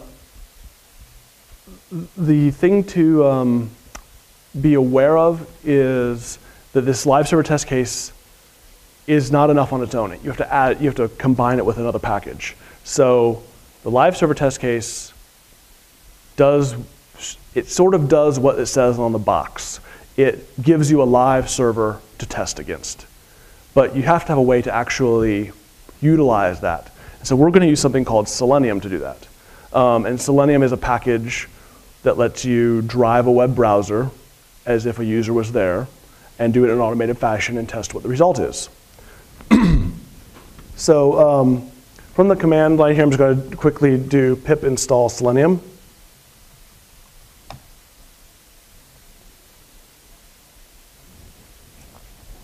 Or not quickly, as it were. And while that is working, I'm going to switch over here to the other terminal, and I'm going to open up contacts tests again. So,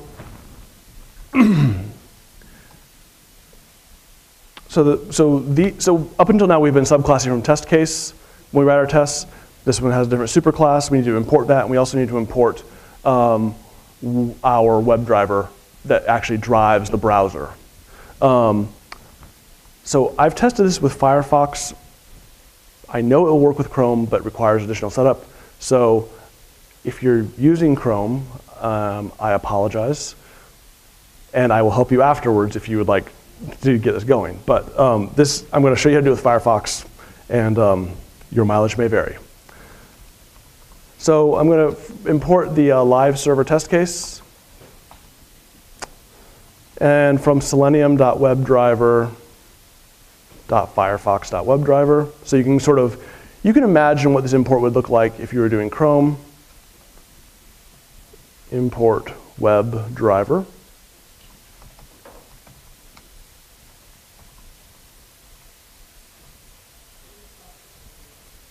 So I'm going to make a new test case here.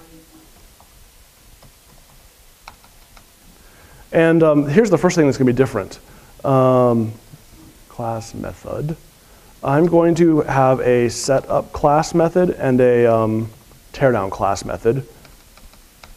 So the unit test framework lets you run code before and after your unit tests. It also lets you run code before you start any of your unit tests. So that's what this is here. This is a setup class. And what we have to do is we have to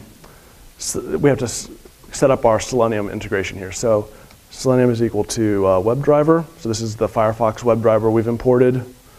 And then we're going to call the superclass. The superclass's setup class. Create contact integration test. So this is just normal Python stuff.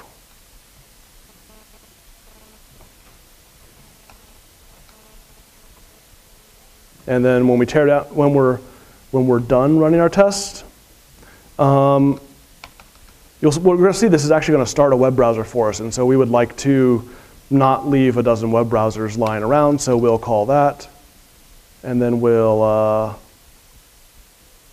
call teardown. And just for fun, we'll spell this correctly.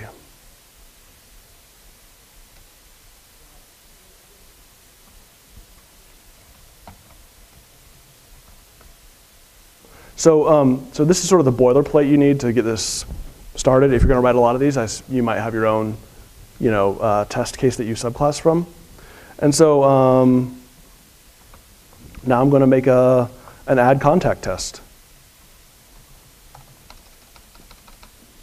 So you'll see what we're going to do here is we're going to, new. So Django gives us this self.live server URL that is the, basically points to where your live server lives. And by default, that's going to be like localhost port 9000, but you can actually tell Django to start me a couple of these, and then it will pass them out to the different tests as they run. You can also do this, you can also say, hey, run my tests against my QA instance over here, so that I'm actually running it against sort of a more production-like environment. So it's pretty useful, but so we're gonna get the /new view, which you remember is our create contact. And then we're going to do Selenium find element by ID, first name, dot send keys, Joey. So what this is doing here is it's finding an element in the page with the ID. Django forms are actually really nice in one respect in that they give you consistent, predictable IDs for things. So you can make this sort of assumption that it's going to be ID underscore first name. And then we're saying send keys. And we're going to basically type Joey in for the first name. And then we're going to do the same thing here for the last name.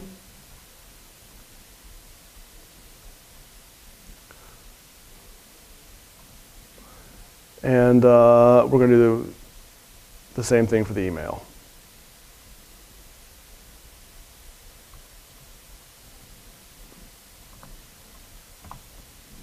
So we're going to send those keys, and then we're going to, oops. So now we've typed in our form, and now we need to actually click. We need to click the submit button. So we're going to do Selenium find element by XPath. So I didn't give my ID or my submit button an ID, so I can't use that method here. I could go back and add an ID now, but Selenium also supports XPath, which is a way of sort of addressing into the DOM. So I know that I'm looking for the input that has the attribute type of submit. And I need to fix my quotes. So I'm finding the submit button, and I'm going to call click on it, which will bonk on the submit button. So at this point, I've done a bunch of stuff, but I haven't actually tested anything, and so I haven't made any assertions. And so what I'm just going to test, I'm going to make sure that I'm going to go off script, so we'll see how this goes, and I'm going to test that this actually exists in the database, because I think that's kind of interesting. Self.assert equal contact.objects dot all. So basically, I assume there's going to be one contact in there, and I'm going to assert that it's Joey.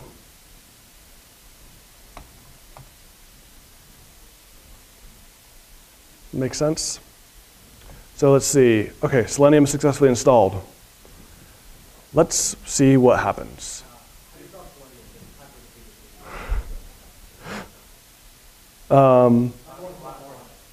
What's that? Oh, thanks, Selenium.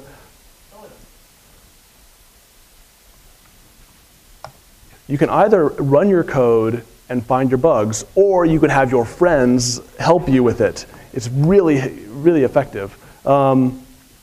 Thank you. Right. So let's see what happens. Whoa. Huzzah! Well, kind of. But this is actually really great because the error is just my absolute inability to pluralize things. So I can run it again. There we go. So this is really powerful for testing the way your entire application or your entire project works together and testing it from end to end. But it is brittle, right? So if you changed, so say like we added another submit button for some other form on that page, well, that find by XPath isn't going to work anymore because that expression changed. Or if we changed some ID that we were using in the DOM, I'd have to update the test as well. So there's some brittleness there, but there's also a lot of power in testing things end to end. Yes? If you have a whole truckload of unit tests, they all go into this one test.py module? Okay, so the question is, if I have a whole truckload, and I hope I do, of unit and integration tests, do they all go into this test.py model? Absolutely not. I'm putting them there sort of for expediency and the fact that we have 3 hours together. I highly suggest that as you grow it, past more than a dozen, that you start thinking about splitting them out, turning that into a Python package rather than a module. So you can make a test directory with an under init, and actually I can show you how you would do that right now. So if I go into contacts, I have test.py. If I wanted to start splitting it up, I would make a test directory, and I would then make an empty file init, and then I'm going to move my test.py to tests. I'm going to get myself in trouble right here. So the exact way you do this depends upon which test runner you use. And I'm honestly not sure how the default Django test runner works, but and mostly I'm not sure because we use nose every day, and so it's a little slightly different about discovery. But basically, you're going to name these modules inside of tests, test underscore contact, test underscore views. You're going to. Most of the test runners are picky about having the word test everywhere. So in the file name, in the class name, in the method name, because for God's sake, man, don't forget that you're testing. And so I'm not sure exactly how Django wants you to name it, but you can make that into a package, and it's going to find them just like it normally would. Yeah, so that's what I'm not sure about right now is what the rules are. I think if we went into tests here, and so right now I have everything is under init. I'm pretty sure that I could copy under init to just we're gonna try this. Test contacts.py, and I'm gonna move it to test views.py. And then I'm going to touch it, so I have a empty.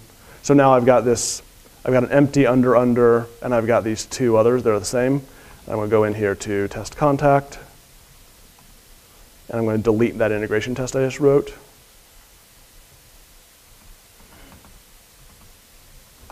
And then I'm going to go into test views.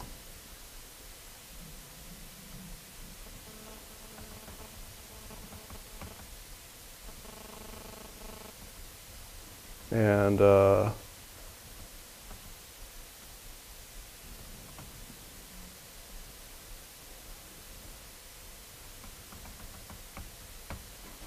so now I've split them into 2 files, and I hope, it looks like you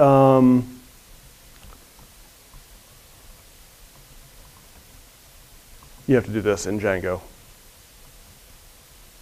So you have to actually import them into the under init. You can, yeah, so there you go. So in the default test runner, they all have to be in that root imported. But if you use something like nose, so there's another test runner called nose, there's one called PyTest. Both of them can be plugged into Django, and they both have slightly saner discovery rules.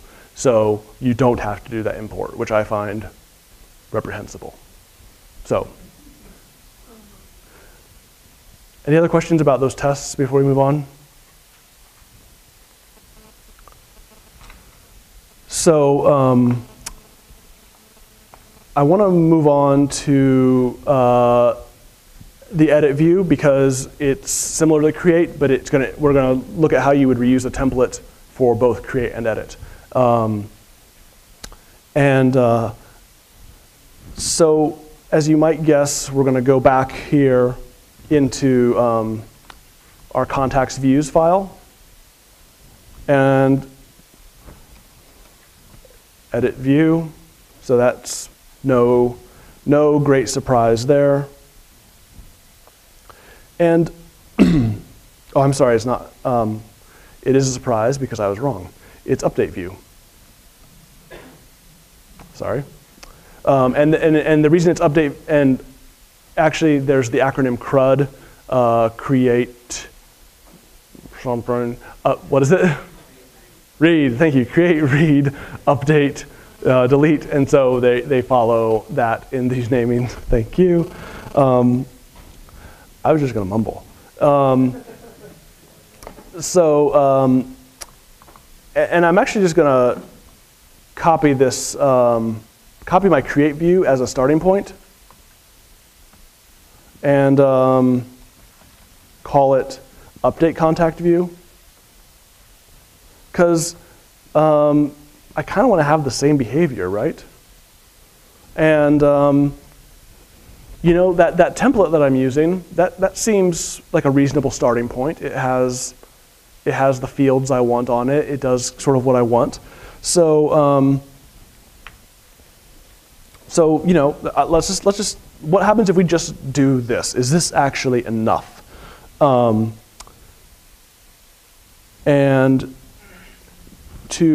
we're going to do. We're going to add the view, or we're going to add the URL for this. So we're going to go to address book URLs. Somebody during the break asked the very astute question that if these apps are so reusable, I'm paraphrasing, if these apps are so reusable, why don't they have their own dang URLs? And so I want to point out that URLs can have inclusion, so you can have sort of a set of contact-related URLs that you include into your project. There's different ways to organize these things. We're just doing it sort of the most straightforward way right now. I'm going to, again, sort of copy this here. So here, though, this is going to be a little bit different, because I'm actually going to do this, pk \d plus. See if I can get my regular expression correct here. I called this the update contact view. So this is the first time that we've seen a URL that has something interesting in it. And that's this regular expression with the question mark PK. So this is just, yes?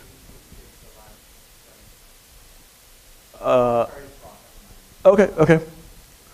Oh, I see. Oh, you were saying the regular expression. Thanks. No, that's a good point. I just want to point out that these are raw strings, so you don't have to do the backslashing, and that's one less thing to think about, so I highly encourage you to use those there. But this is going to basically say, instead of just matching /new, we're going to match /edit followed by some number. Yes?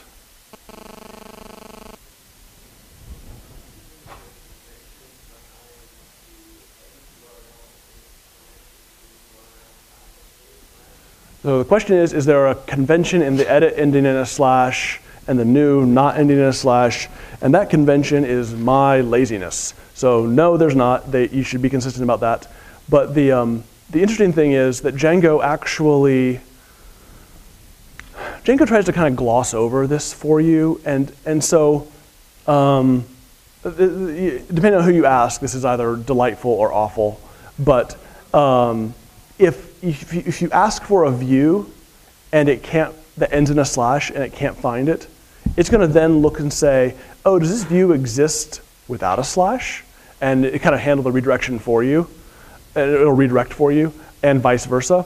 So, but I encourage you to be consistent, and in that, I will be consistent here. PK is a Django convention and stands for primary key. So basically, what we're saying here is we want to edit the object whose primary key is the last portion of the URL.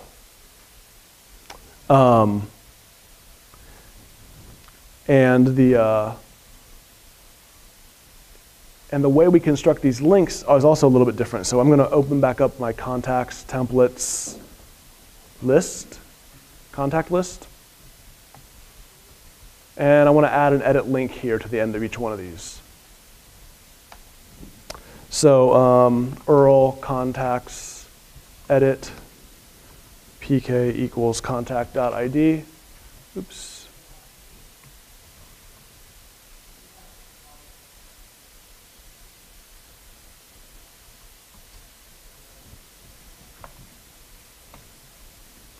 So a brief digression. If you remember what our contact model looks like, it has a first name and a last name and an email. At no point did we say there's an ID. But because we didn't tell Django that it had a primary key, it gave us an ID for free-ish. Like, it just adds it for you. So that's where this .id comes from. Oh, right, but I actually have to put this inside of a link. So,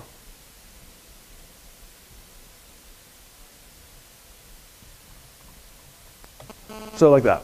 So I've got a link, this is edit, and has the URL.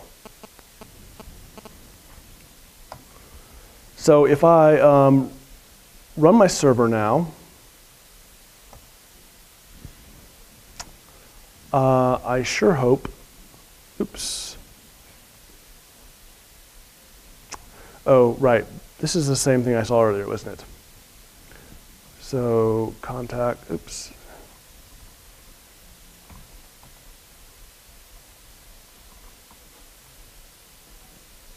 I wonder if this is just this. Maybe. Did I quote the wrong one? Wait, what? Oh, thank you.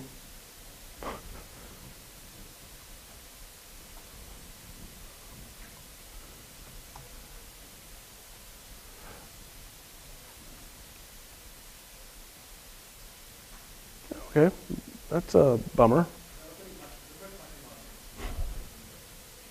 Wait, oh, no, you're wrong. Yeah, you're wrong. I mean, thank you for the suggestion, and it's actually that it's a capital P for a named. I'm missing, so it's question mark capital. Okay, you're kind of right. It was related to that. Oh, sorry. So here I was missing this capital P, which tells the regular expression that this is a named group that I'm giving the name PK. Okay?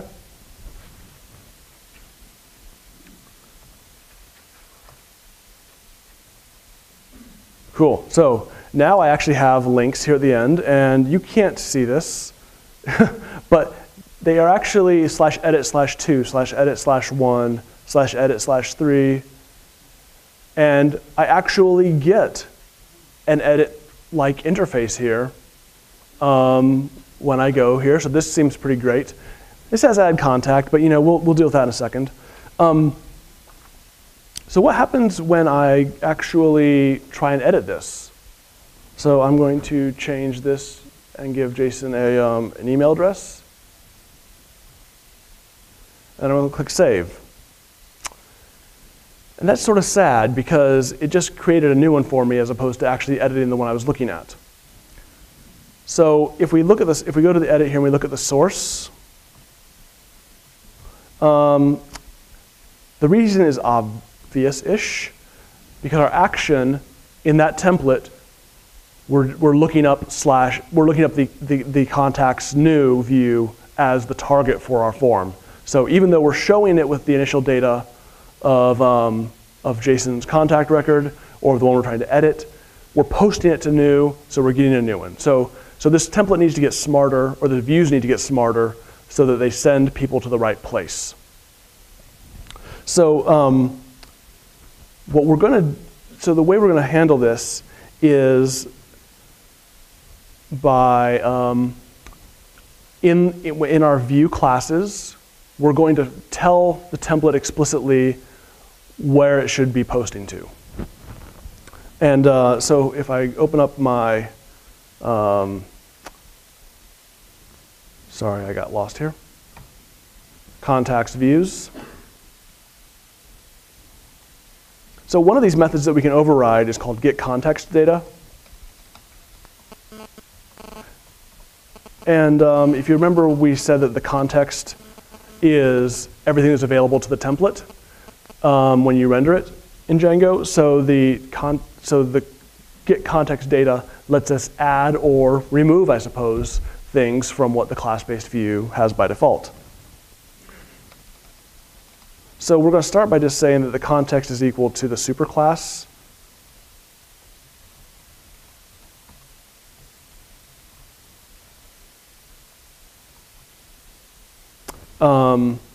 So we'll get the base context. And then here we're just going to say context of target is reverse contacts new. So here we're explicitly saying this is what I'm going to make my target URL.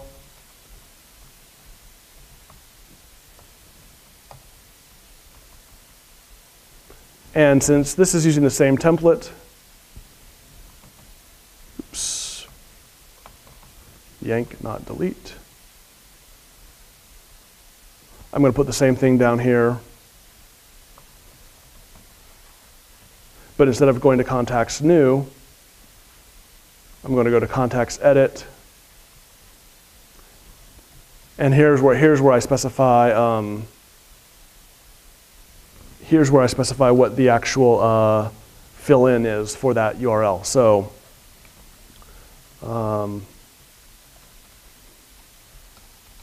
quargs is equal to pk self.get object, excuse me. So in this case, we have this, so we're seeing two different new methods here with our class-based view. The first one is the getContextData, which lets us add things to the information available to the template. And the second one here is on the updateContact view, we're using self.getObject, which when you're working on with a view that works on a single object, will return the object that you're working on. Okay. And in both cases, we're returning the context because that's what's going to get to the template. So now we can go into our edit contact template. And here, instead of saying URL, we can just say action. Did I say target? And by action, of course, I mean target. So that's enough to actually make this work. I also would like the headline to look different. So I'm going to change this to add a conditional here. So if object.id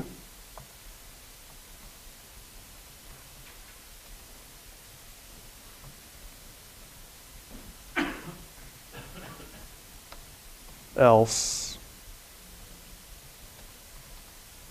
So what I've effectively done here, so if you remember we had object list when we were doing our list view. This is not a list, this is a single thing, so it has an object all on its own. And I'm basically just testing, is object.id truthy? And what that means is if it's a brand new one, I won't, if I'm creating one to start with, ID is going to be none because it hasn't actually been saved yet. So that's going to be false, and I'll show add contact. Otherwise, I'll show edit, and then I'll use the under stir method since I'm using the double curlies there. So now when I actually run my server,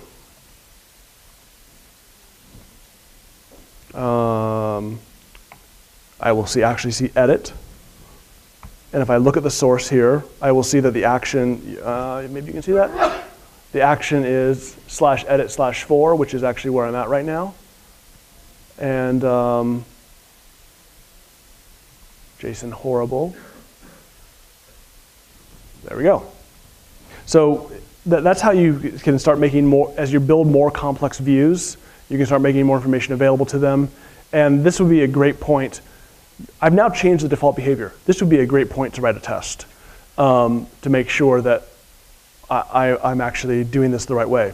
In the interest of time, I'm not going to do that right now, but obviously you should. So do as I say, not as I do, please. So it's, I just want to look ahead here. So I'm actually gonna skip ahead in the content because I'm aware of the time. Do we end at 4:20 or 4:40? Oh, then never mind. I'm not gonna skip ahead. Screw that. Okay. So there's two more things to sort of complete our tour of the generic views that we need to implement, and that is the read and the delete. So we've done create, and we've done update. We've done this list one that's not really part of CRUD, but we want to, we want to look at these other two sort of in interest of completeness. The delete view is sort of interesting because it actually is operating on a single object just like the update and create is.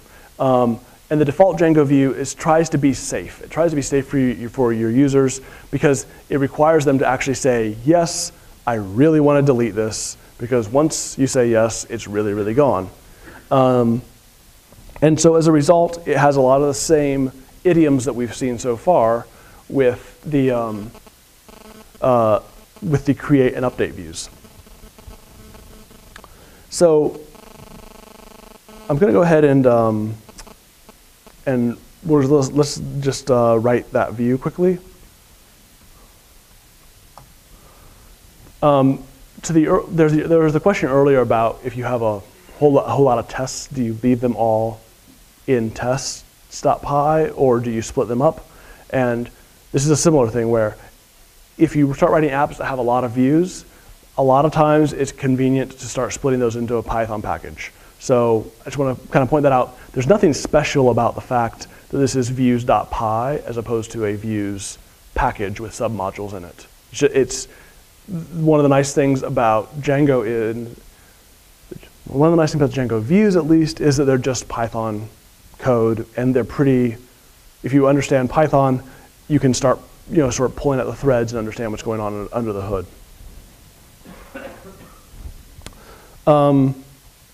So I'm going to go ahead and add my delete view superclass. And my, this should all look familiar. This is, we're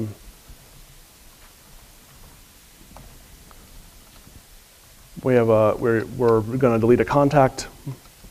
And we do have to give it a template name, and this is for that, this is for the confirmation page that I had mentioned. And then we have to give it a success URL.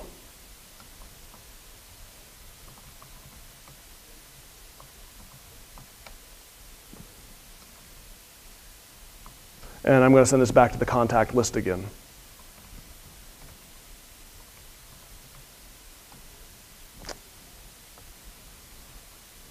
So you can see this looks almost identical to our create and update views before we actually started adding stuff to the context there. And the form is going to be pretty similar too. I'm just going to copy and paste it out of here.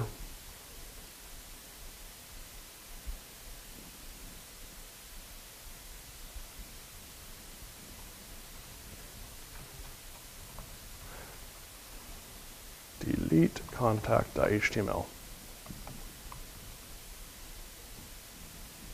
So let's just kind of look at this for a second. I've got this sort of like, are you sure message? And I'm going to fix this to work with 1.5. Oops. So our form is going to post to the delete view. That should be no surprise. There's a CSRF token, no surprise. And then we have the submit button being yes, delete, and we have a no, cancel link that just takes you back to the contact list.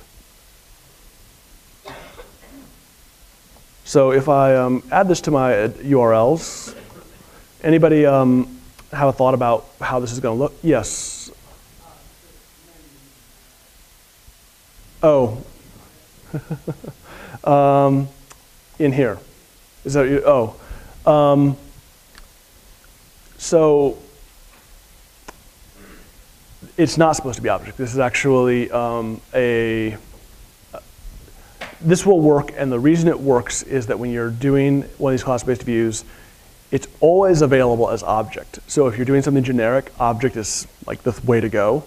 But if it also makes it available as the class name lowercased. So basically they're interchangeable.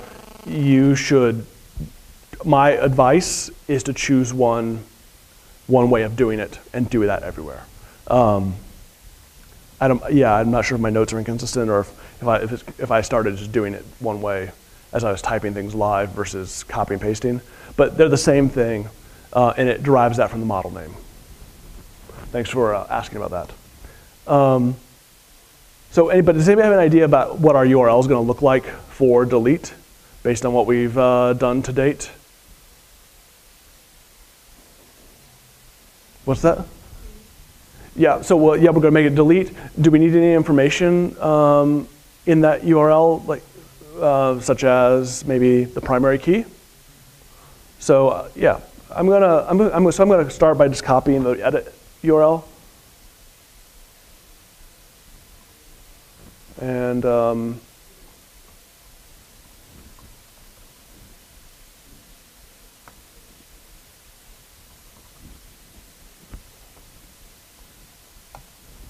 so that should, I don't think that's surprising to anyone. And then finally, I just want to make it easy to get to this. So I'm going to go to contacts, templates, contact list. And this, I'm going to, duplicate this link here. Just to give it a delete link.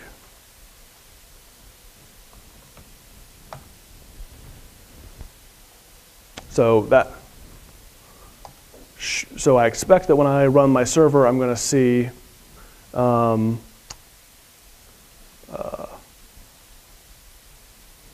see my delete links. Yeah, I don't know if you might be able to see it in the lower left. You know, this is edit to, this is delete to. I can click on. Are you sure you want to delete Jason Herbst? Yes, delete, and it's gone.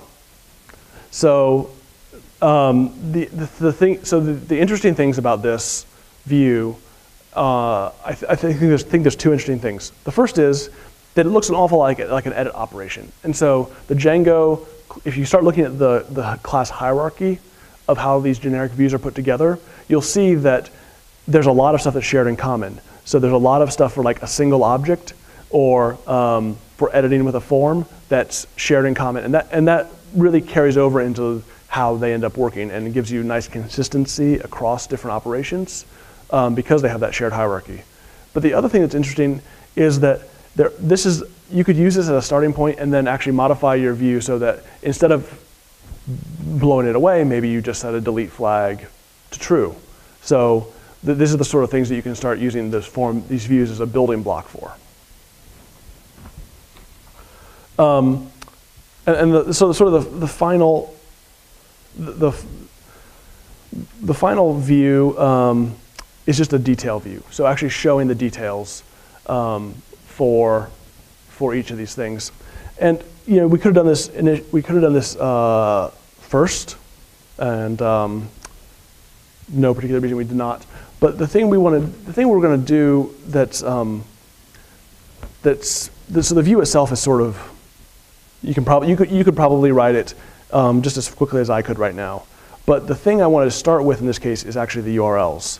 So, and the reason I want to do this is I want to show you something that's also very common in Django. So I'm just going to call this /contact/ID. And this is just going to be the contact view.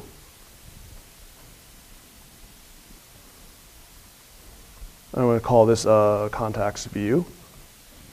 So this is just my detail. But the thing I'm going to do now, instead of going to write the view first, I'm going to actually go into the model, and I'm going to make a change to my model.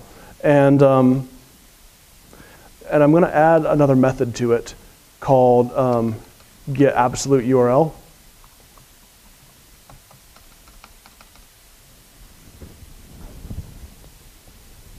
I should have mirrored my, sorry, I should have mirrored my screens.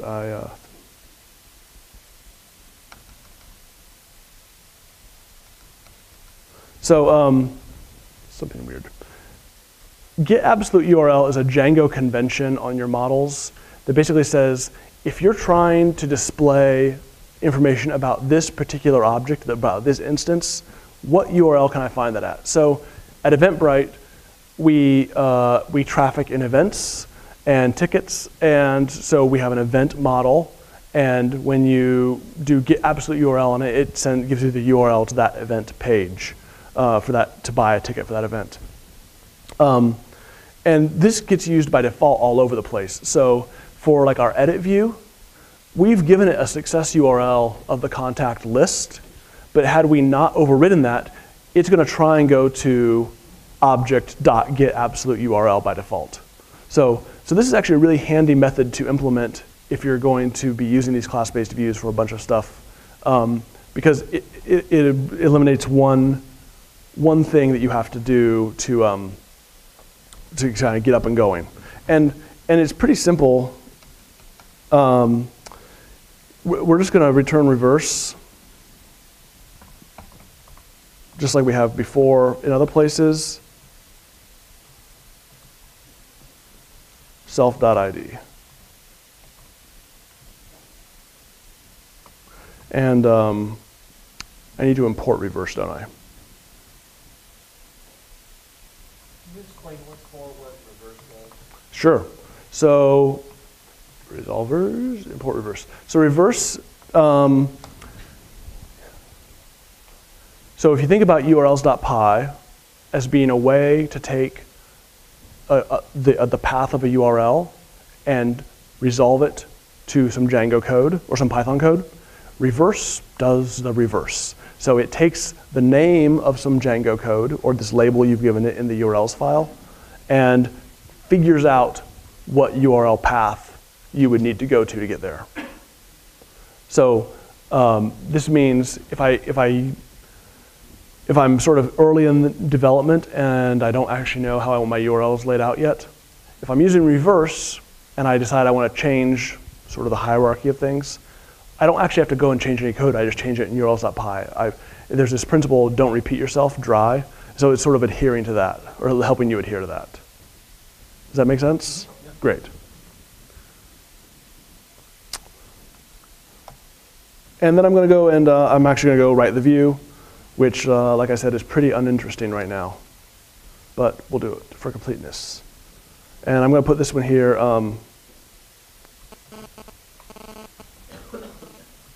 At the very top, since it's sort of the basic one.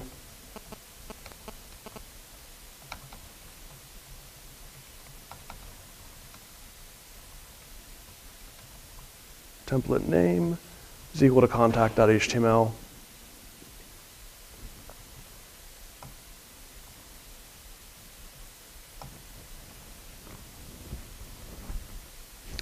And then, so we'll see, we'll make a template.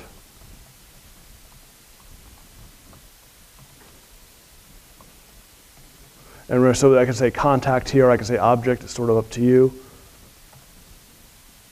And the only piece of information I'm not showing right now is the email, so I'll just put that right here, contact.email.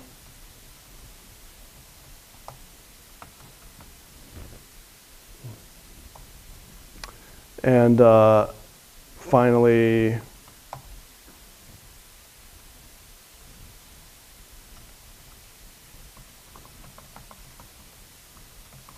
so I'll use that get absolute URL method I just created to link the name to the actually detail page. And this is another example of how in Django templates, even though we just made this method, we know it's a method. There's no parentheses. So it's weird.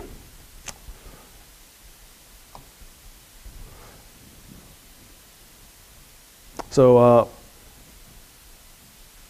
right, so now I've got my detail view, and I can, I could potentially add other things to that. I could add a way to send an email. I could add a map, that kind of thing.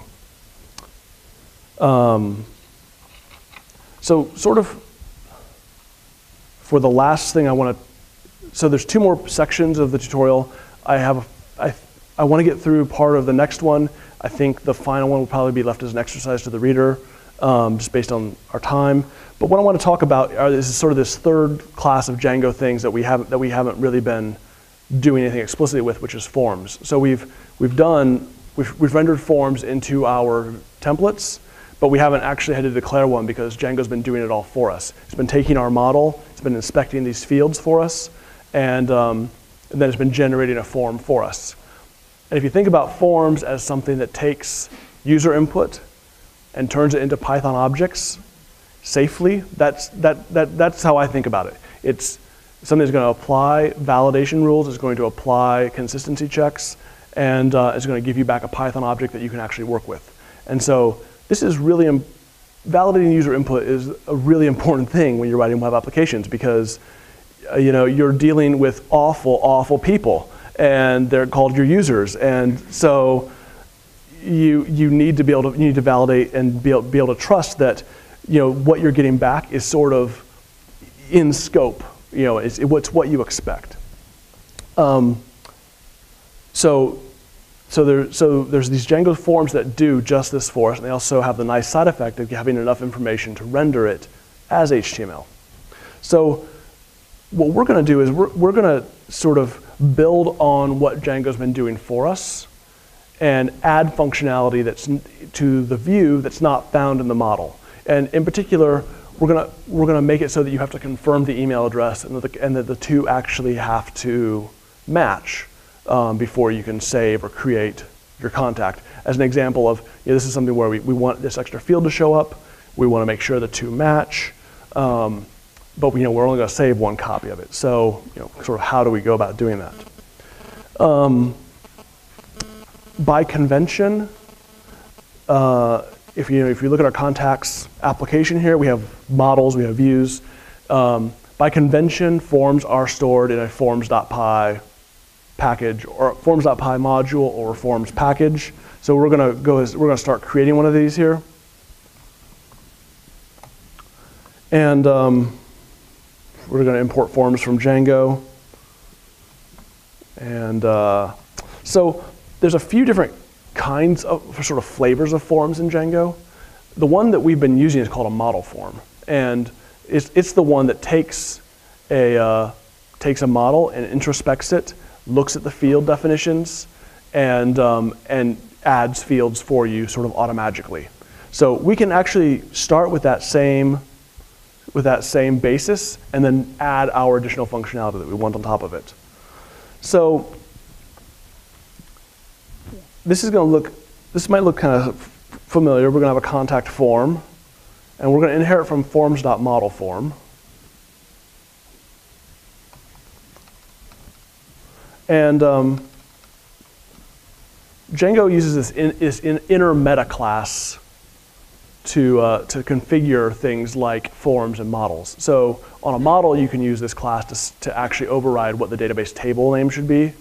It gave us one of its own, but we could specify it if we wanted to. Here, we're going to use it for telling it what model we're making a form for.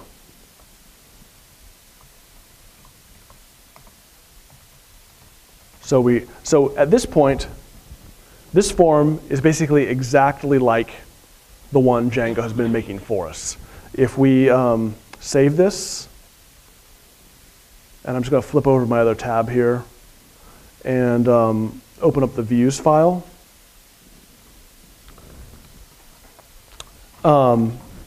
Here in the contact, create and edit contact, I can say form class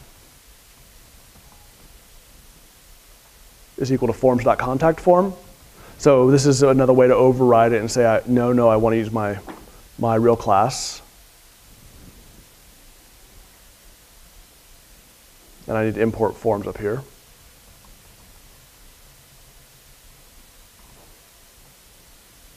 So if we went and ran on the server right now, we would see no changes. So that's not very interesting. We actually want to add this extra field to confirm the email. So just like models, forms use a declarative syntax to define what the fields are going to be. So on a model form, if you start declaring fields, they're just added in addition to the ones already there. So I'm going to form email field.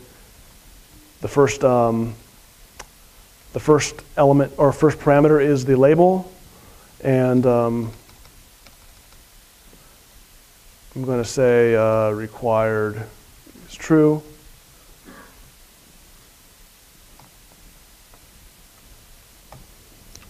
So let's switch over here.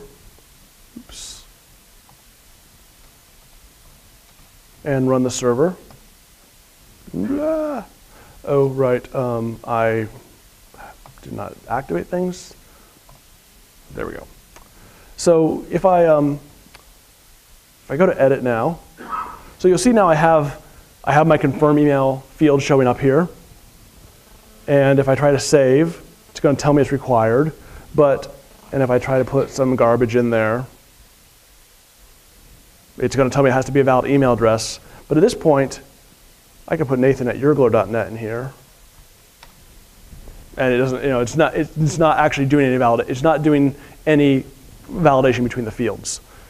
So when you actually process a form, there's two different sort of processes it goes through. First, it validates all of your fields. So it turns them into Python objects. It makes sure that they meet, sort of the type checks. It makes sure they meet the range checks. So if you have like an integer field, that has min and max, it's going to make sure that the data falls within that. And then it has the form processing, where you can actually compare fields or look at things across fields. This is an important distinction because when it comes to validating the fields, Django doesn't guarantee what order that's going to happen in. So when we go to edit our, or we want to compare our confirm email and our regular email address, we may not have actually processed one or the other when we're doing the other one. So we need a way to do this sort of at the end of things. And the way we're going to do that is by adding what's called the clean method. So the clean method gets called after all the fields have been turned into Python objects. And this is where you can do things where you can kind of compare fields. You can assert that they don't exist in your database already. You can do all sorts of checks here that you couldn't do in the other places. And the interesting thing, I find lots of things interesting, is that even though these fields all are required equals true on them, and we get errors that get raised if you don't provide them, so even if there's errors, clean still gets called. So you can't make an assumption that just because you're entering the clean method that everything else went fine and went swimmingly. And it's because of that when we write this, we're not going to say, so when we get in here, all the data that's been cleaned so far is available as in a dictionary, self.cleaned data. So instead of doing this square bracket, so it's a dictionary, right? Instead of doing square bracket access, I'm going to do .get. Because I don't actually, even though it's required, it may not have been maybe there was an error. Maybe the user didn't actually fill in the confirm email, and so it's not going to be in that dictionary. I can't assume that it's there at this point. So clean is always called, even if there are errors earlier in processing. So in this case, though, what I want to do is I just want to check, is self.cleaned-data.get email. So this is my field from my model. Is that equal to, actually what I want to do is I want to say, is it not equal to the confirm email? And if it's not, I'm going to raise a validation error.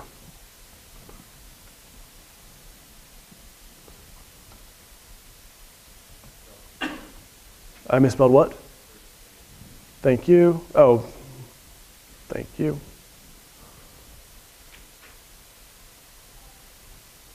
And that validation error gets imported from Django core exceptions.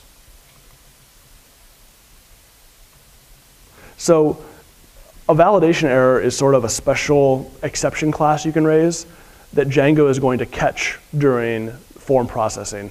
And it's going to take whatever you pass it as the argument there in the quotes. It's going to show that as your error message. So when we saw that before, like this field is required, that was some other code deep in Django raising a validation error and saying this field is required. And then clean has to return the cleaned data. And this sort of just hints that you could actually mutate this at this point. You could make changes to it if you wanted to override things or something. So I still have the server running on in the other tab. You notice it restarted automatically for me.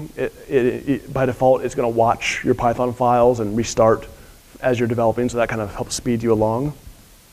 So now if I go and edit this, and I try to put in Nathan, so now I get this other error message that I just created.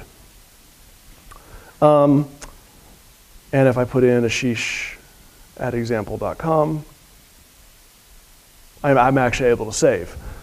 So we're like 2/3 of the way there. The final bit here is that when I go to the edit page, when I go to the edit page, it sure would be nice if I were coming here just to edit my name, if I didn't have to type the email address in again, as a starting point. And so what we want to do is we want to set the initial value of that field. So Django forms have an initial state that comes in, and when you're doing a model form, that initial state comes directly from the model instance. So it's looking at the database, it's going to populate those fields for you, but confirm email doesn't have a corresponding field in the model table, right? So there's never going to be anything in that one as the default. So we need to give it something. So what we're going to do is we're going to override the constructor for the form. We're going to take args and kwargs. So forms, there's a few different things that forms take. Model forms in particular have an instance keyword argument. And that refers to the actual model instance that we're editing at this point. So I'm going to say if kwargs.get instance, so if I've been passed an instance, I'm going to get that email address out. So keep in mind, kwarg's instance, the instance keyword argument, is a instance of our contact model at this point. So I'm going to get the email address there, and then I'm going to do something that's looks a little bit magical. So I'm going to call kwarg set default initial.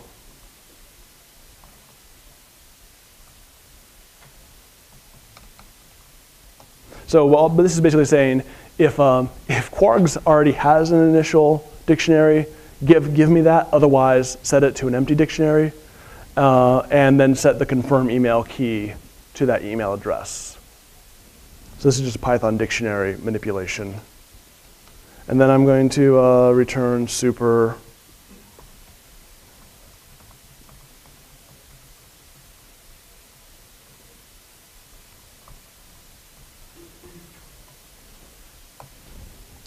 So continue. So now I can just actually fall back to the default Django behavior.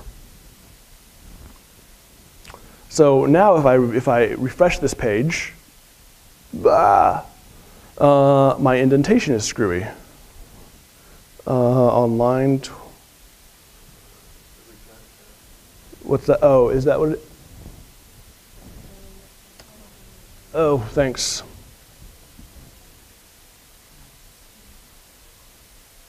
There we go. So now you can see that when I go to edit, this is set up correctly.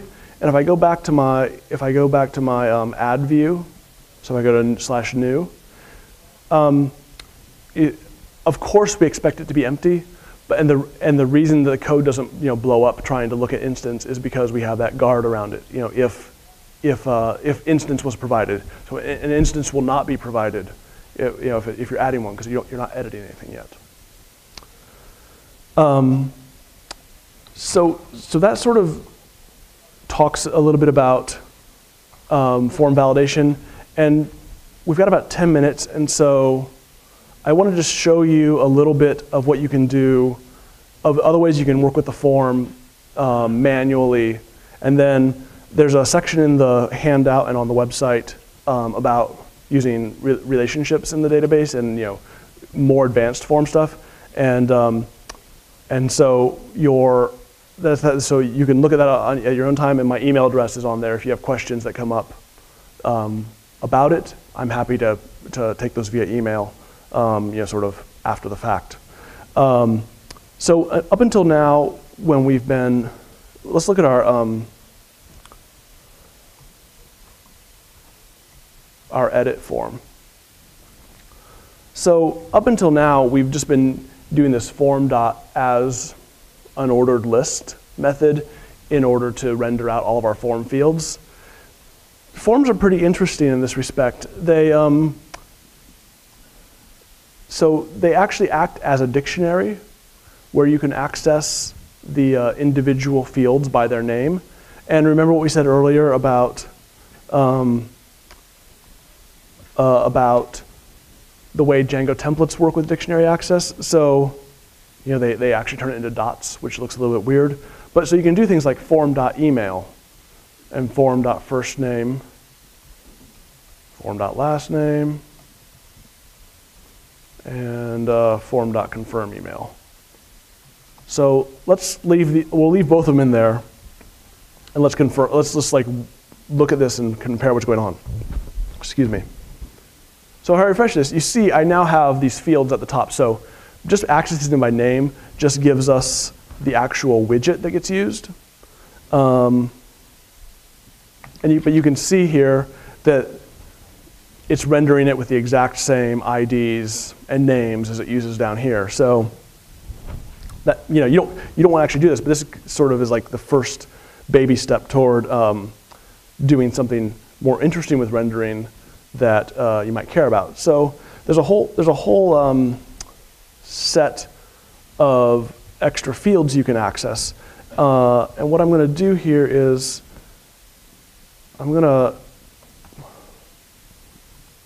so you can also do this for field in form.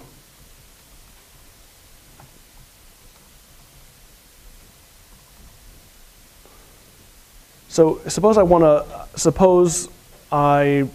to customize this to use divs, which is not sort of a built-in thing, and I want to show that you can have help text associated with your fields, and I want to show the errors in a particular place. What I can do is I can actually do this. I can do div id equals, oops.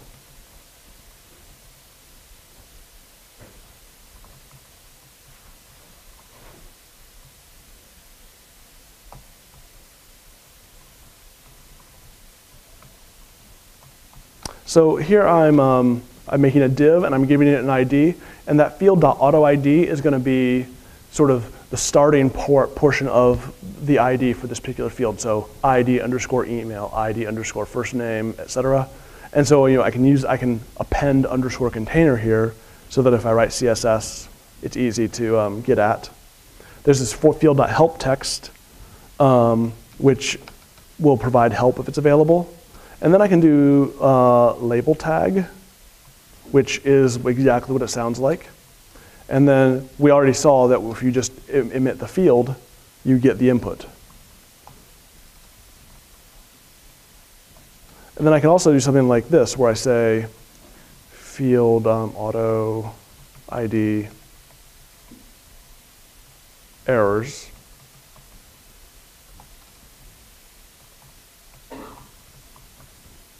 And in here,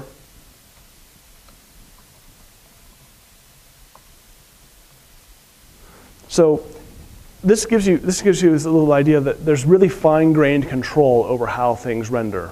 And if you're working with designers or working with people who are more well-versed in the front-end sort of development practices, they can use these tags to be really fine, to be really specific about how they want things to be laid out and to be rendered using your Django form. And you can also, the slides actually have some examples of even more detailed ways you can like decorate it with special CSS classes depending on what kind of error you have. So we have about 5 minutes left. There is a survey, and somebody has the URL for that survey. And Jason, could you grab me one of those pieces of paper off of the, yeah. I am going to, yes. I'm going to put that URL up. So I really appreciate everybody coming this afternoon and spending the afternoon listening to me. Google/PVHDC, and they've asked me to ask you to fill out, to look at this survey and take a look at it and provide some feedback about my tutorial, about the PyCon tutorials generally, so that we can do a better job next time we do them. So thank you very much. There's additional content in your handout, and I will stick around after to answer any other questions that you might have. Thank you.